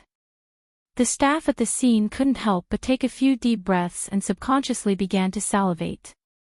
Xiangyi added an appropriate amount of water to the pot and simmered it with firewood. The goose meat would be simmered for about 40 minutes before adding the side dishes. This was the perfect time to interact with Shui's fans. The little girl looked up at Shui. The two of them had a tacit understanding. Shui immediately said, "As you can see, the goose has been stewed." Upon hearing his voice, some fans immediately asked about his situation. Li Jinyu asked the staff to bring over a tablet so that he could better see the comments of the netizens in the live broadcast room. "I'm sorry to have made everyone worried. My injuries are not serious and have been treated." "It's true. I'm not lying to you." Shui smiled. "Liars have long noses." The fans in the live broadcast room were excited by his smile. "Ah, Shuringdi, don't laugh like that. Too flirtatious, too flirtatious. My legs are turning to jelly. Who can resist this? The sense of immersion is so strong, I feel like I'm already on my way to getting married to Shui. What do you think of all is well year-round's behavior?" Shui muttered to himself. Xiangyi, who was behind him, naturally handed him a small stool, and he took the opportunity to sit down. He sat upright and had a noble temperament, as if he shouldn't be in this smoky kitchen. He restrained his smile and spoke with a sincere and serious attitude. "There's nothing wrong with liking someone, and this kind of feeling shouldn't be trampled on. Everyone has the right to like someone, and similarly, they also have the right to not like someone. Please don't turn your personal liking into a burden for others." Chapter 301. Following Shui's low voice, the live stream, "Boo-hoo, this man is so gentle," from the beginning to the end, he didn't define "all is well year-round" as an obsessive fan. He probably wants to save the other party some face. QAQ, he can still be so calm and composed when he's being harassed and hurt.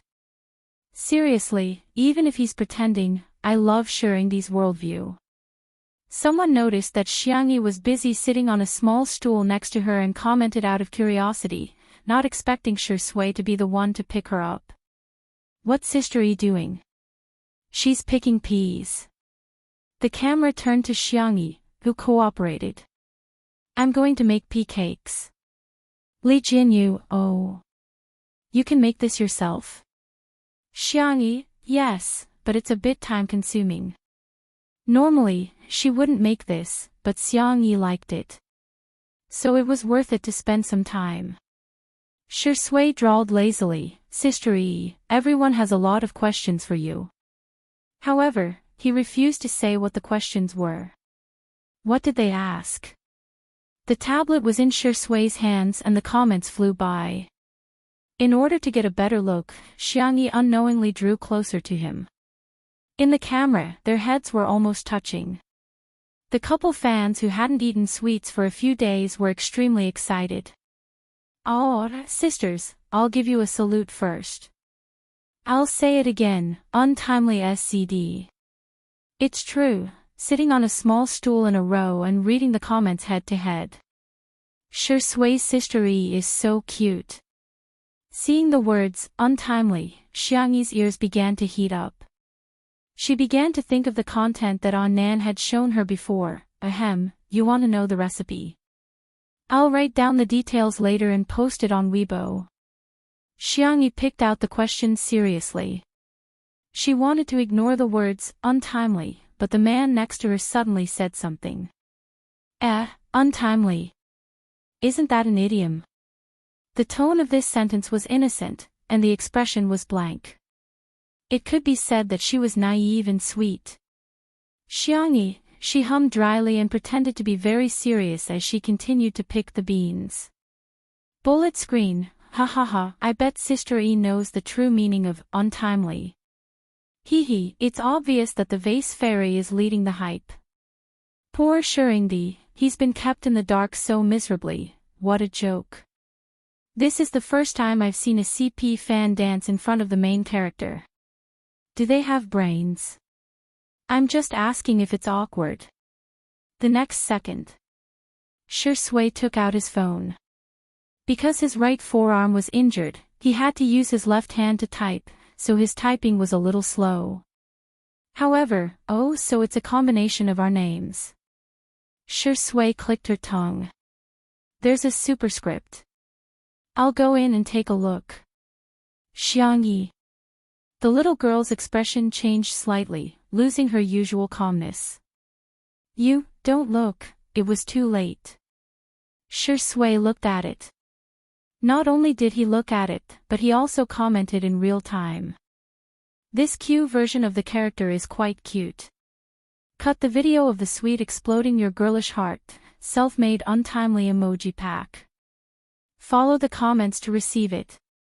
On Weibo, Shui's Weibo account, there was the following update: Shui V has followed the superscript, untimely. Come and play with me. Shui V has checked in with the superscript, untimely, for a day in a row. Come and check in with me. Shui V has contributed all the points to the superscript, untimely. Come and hit the leaderboard with me. The netizens were speechless. Chapter 302. The netizens were dumbfounded. In particular, the netizens who did not watch the livestream began leaving comments on Shui's Weibo account.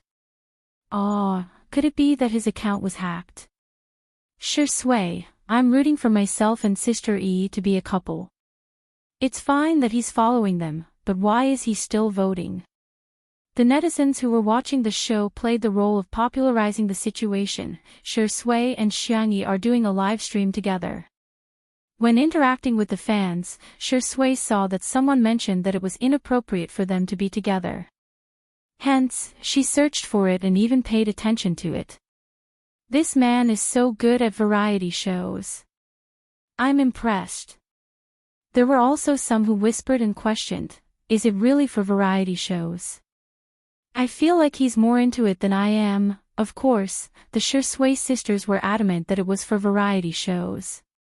Before Shui's official announcement was made, they would never give Xiangyi a proper status. Humph. In the small kitchen. The aroma of the stewed goose meat was already wafting out of the iron pot. Xiangyi had also added some Chinese herbs such as ginger, grass, nutmeg, and so on. The faint aroma of the herbs blended perfectly with the aroma of the meat, making it seem like a living immortal.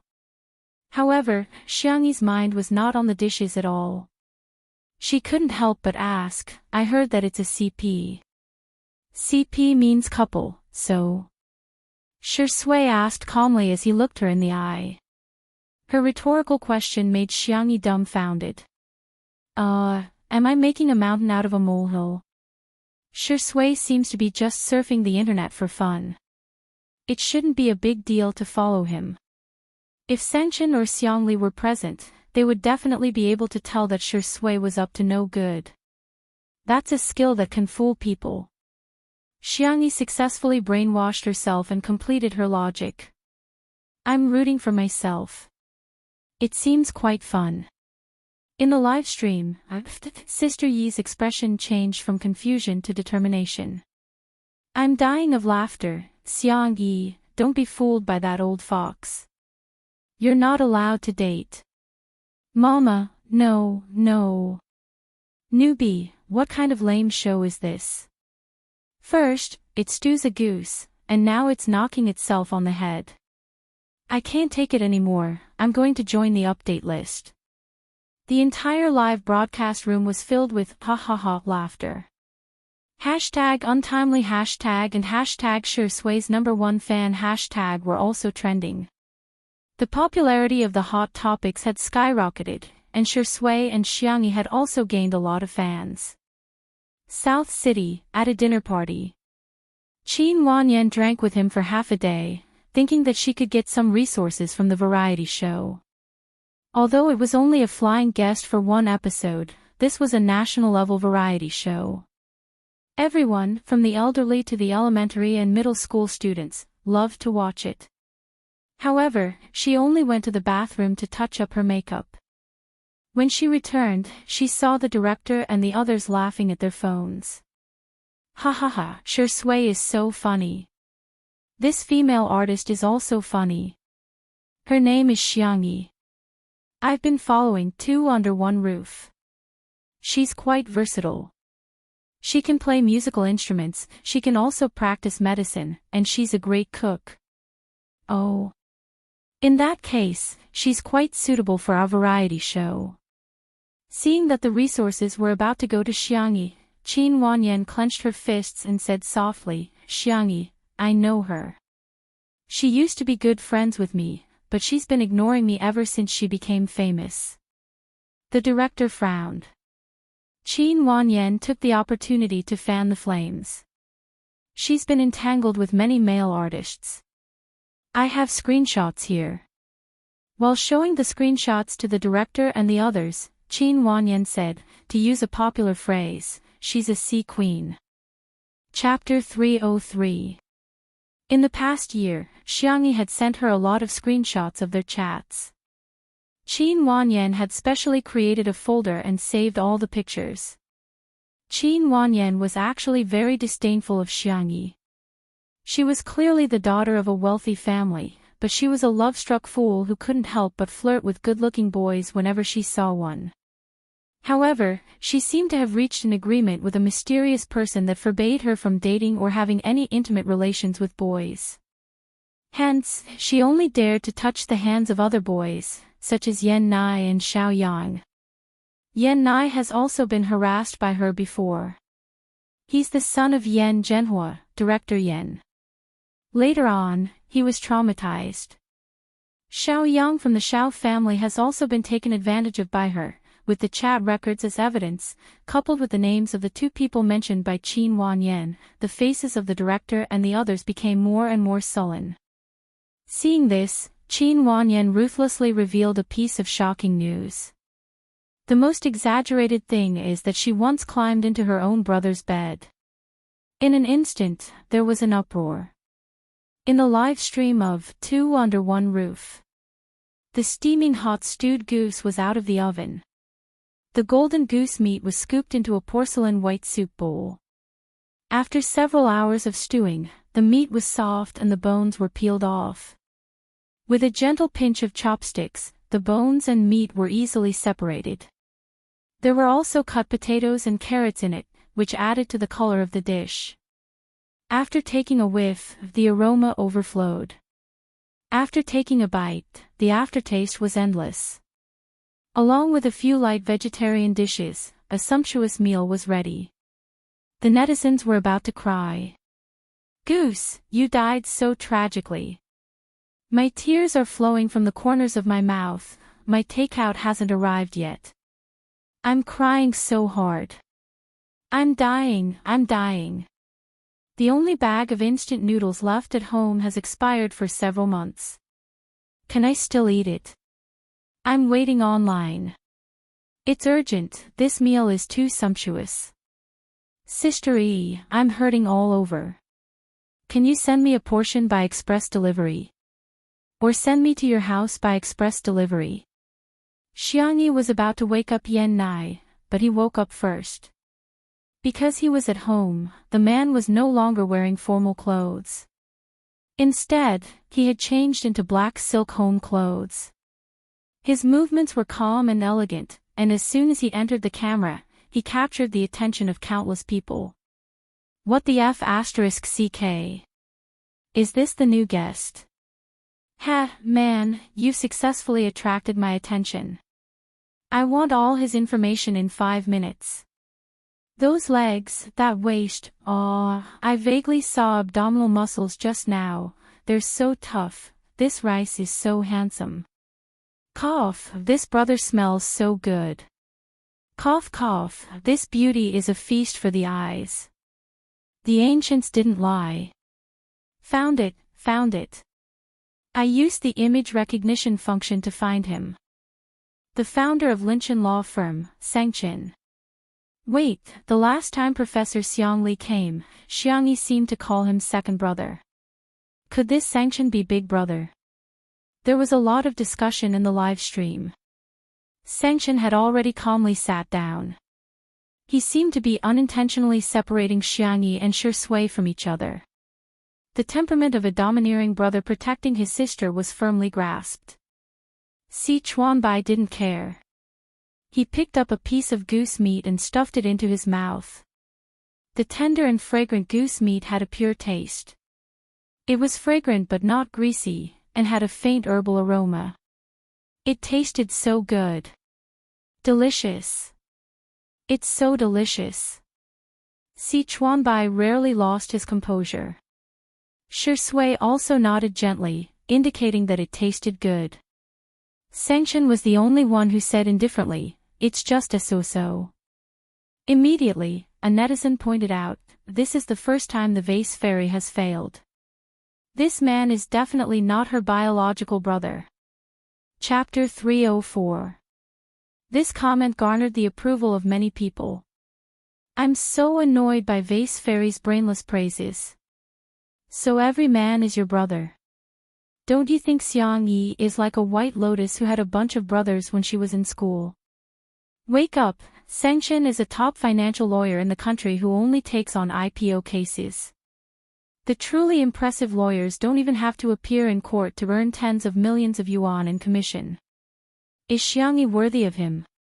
Why does she get all the good things?" Most people felt that Sanxian was likely to be Xiang Yi's brother, but they couldn't resist the logical analysis of the haters and their confident tone, causing many people to waver. Well, Xiang Yi's brothers included an esports guru, an international fashion designer, a genius medical doctor, and a top financial lawyer. How could it be possible?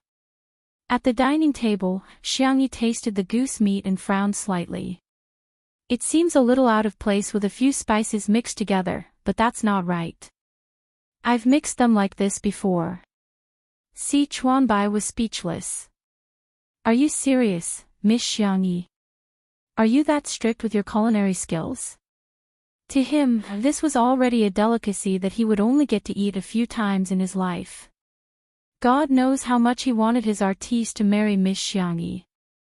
Even if he couldn't marry her, he might as well marry into her family. He was willing to be Miss Xiang Yi's manager in the future. As long as he could have such a meal occasionally in the future. Sanxian said indifferently, "Mushroom." Xiang Yi immediately understood. "Ah, I see." Shi Sui said thoughtfully, "Is there a conflict between species?" Si Chuanbai was speechless. He was a top manager, but at this moment, he felt like he was the only one in elementary school who didn't know anything. His dumbfounded expression was so hilarious that Li Jinyu shamelessly asked the photographer to take a few more close-up shots of him. However, Li Jinyu was indeed curious. "What's going on, Sister Yi?" Xiang Yi said, "Mushrooms are rich in glutamic acid, which is an acidic amino acid. They have a unique taste and can be dissolved in water. This is one of the reasons why mushroom soup is so delicious. However, it conflicts with the seasoning, so the soup tastes a little strange."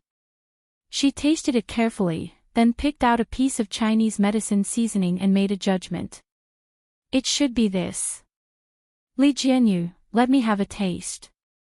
I won't believe you if you don't have proof." Bullet screen, I suggest everyone type the words "shameless old thief" on the public chat. Xiang Yi served him a bowl of stewed goose.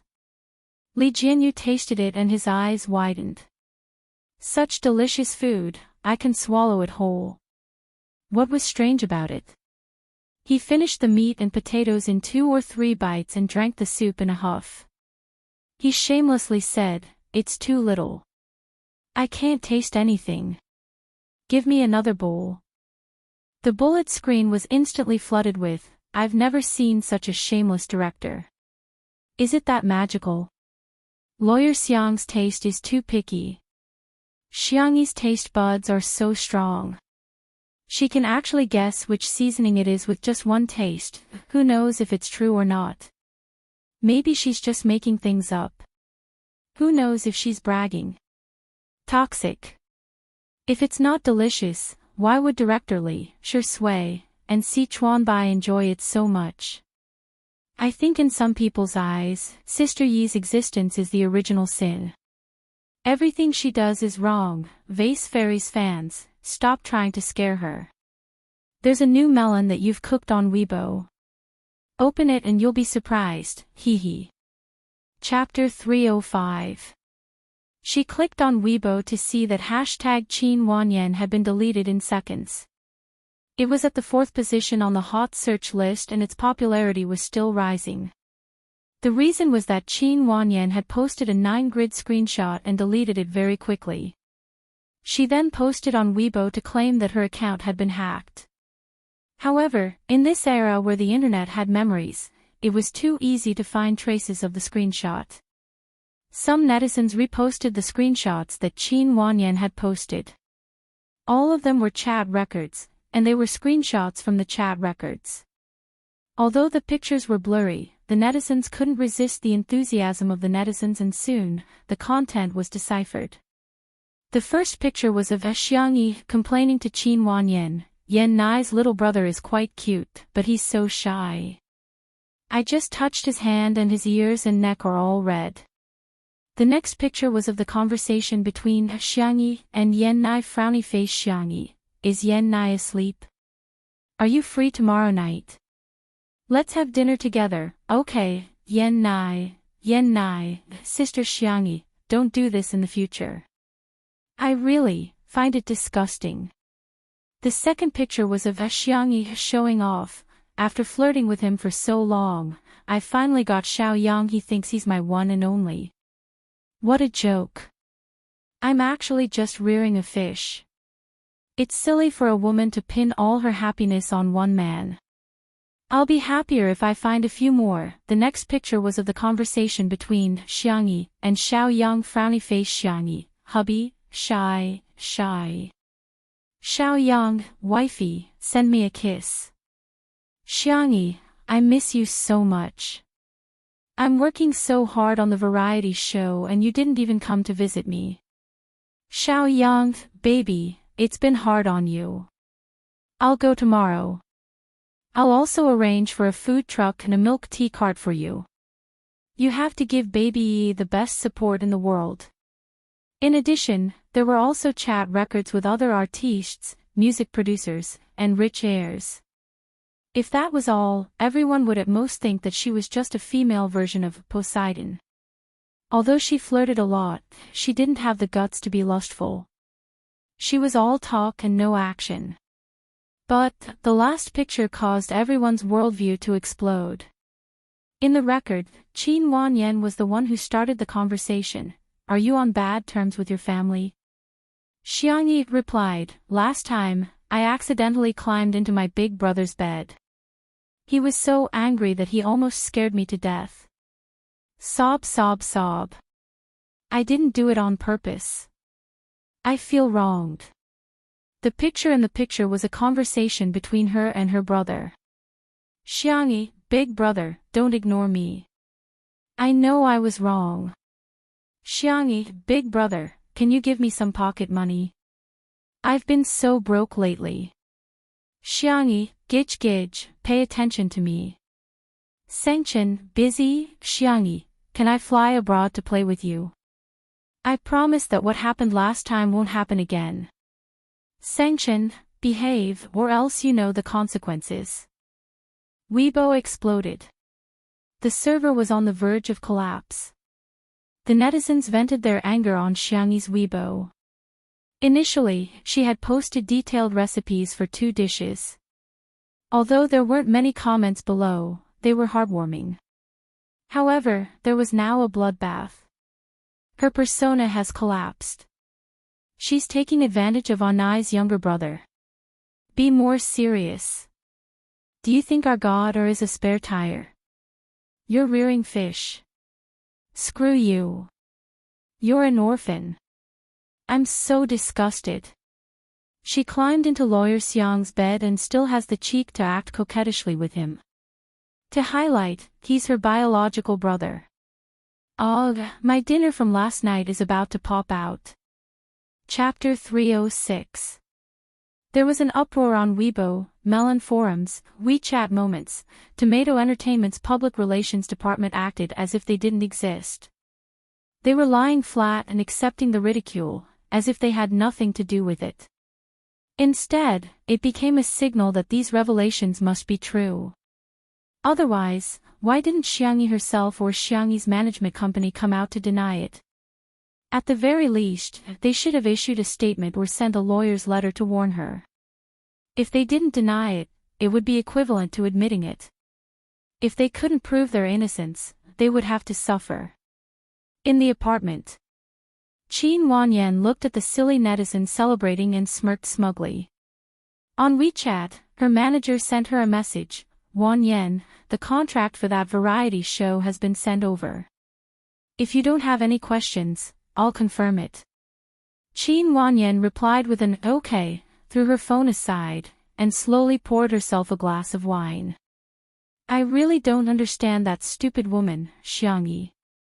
She clearly has so many good cards, but she didn't use them in the past year. Now, she's messed up her good cards and lost everything. She's even bringing up her brothers again. If I had known this would happen, I wouldn't have done it in the first place."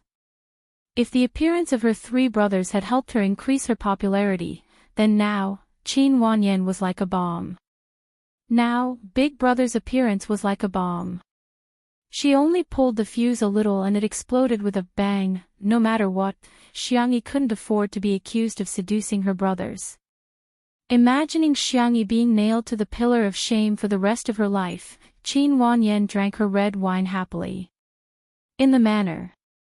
After Li Jianyu saw the news that the staff handed to him, he immediately ordered the live stream to end. The live stream came to an abrupt end, followed by a statement on the official Weibo account of Two Under One Roof, saying that there was a problem with the equipment and that the restoration time was to be determined. The netizens expressed that they didn't buy it. "Please clean up Xiangyi's misdeeds. Smile smile smile, ha, I thought this show was meant to help Shui stabilize his popularity, but now it seems that it's just to promote XY, Vase Fairy is definitely the royal of variety shows. She's been supporting her openly and secretly. Even when something happened, she didn't give up. No matter how much the fans protest, she's still focused. This popular variety show will sooner or later be ruined by her." Fortunately, the live stream ended before the situation escalated further.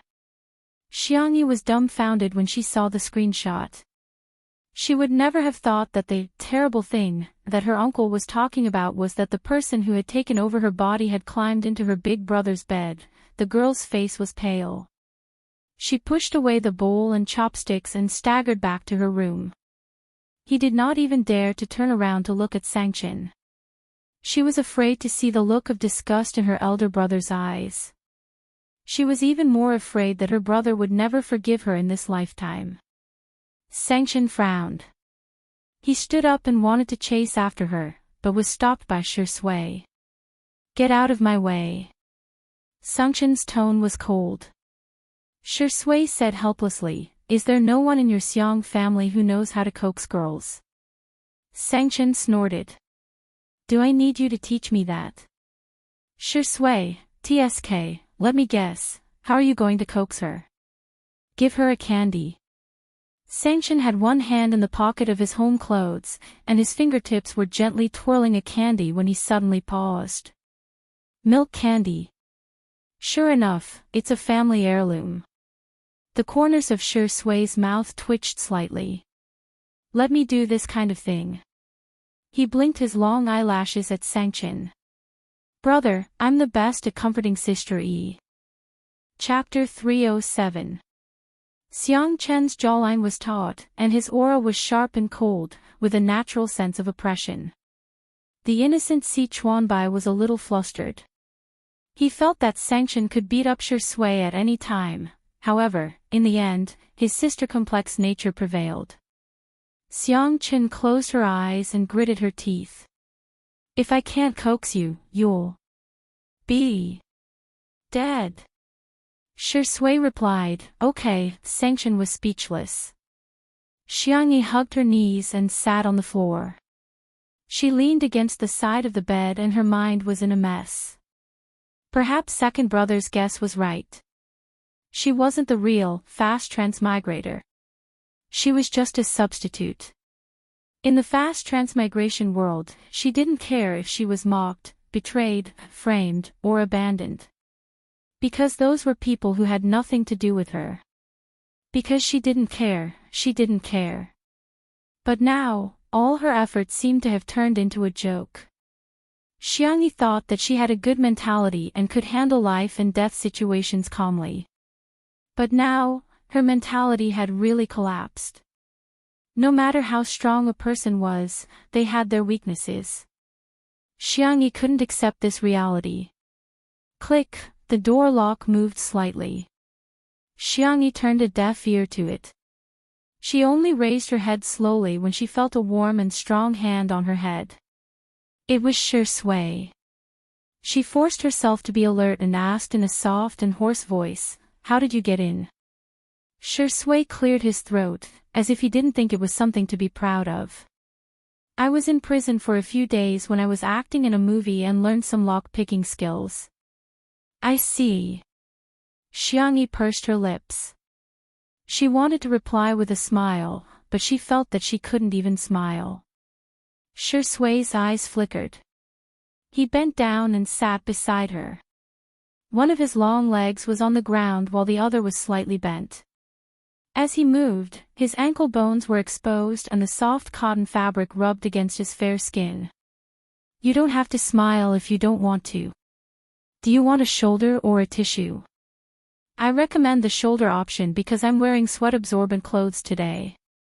It should be good for absorbing tears." "Do you want to try it, Sister E?" Xiangyi hesitated for a few seconds before she slowly, gently, and carefully leaned on his shoulder. Although she always said that Shui was a little kid, in her heart, Shui was still the reliable and gentle brother next door whom she had found reliable since they were young. Shui remained silent and accompanied her silently. The room was extremely quiet. After an unknown period of time, Xiangyi said in a low voice, "I suddenly miss Mom and Dad." Shui pursed his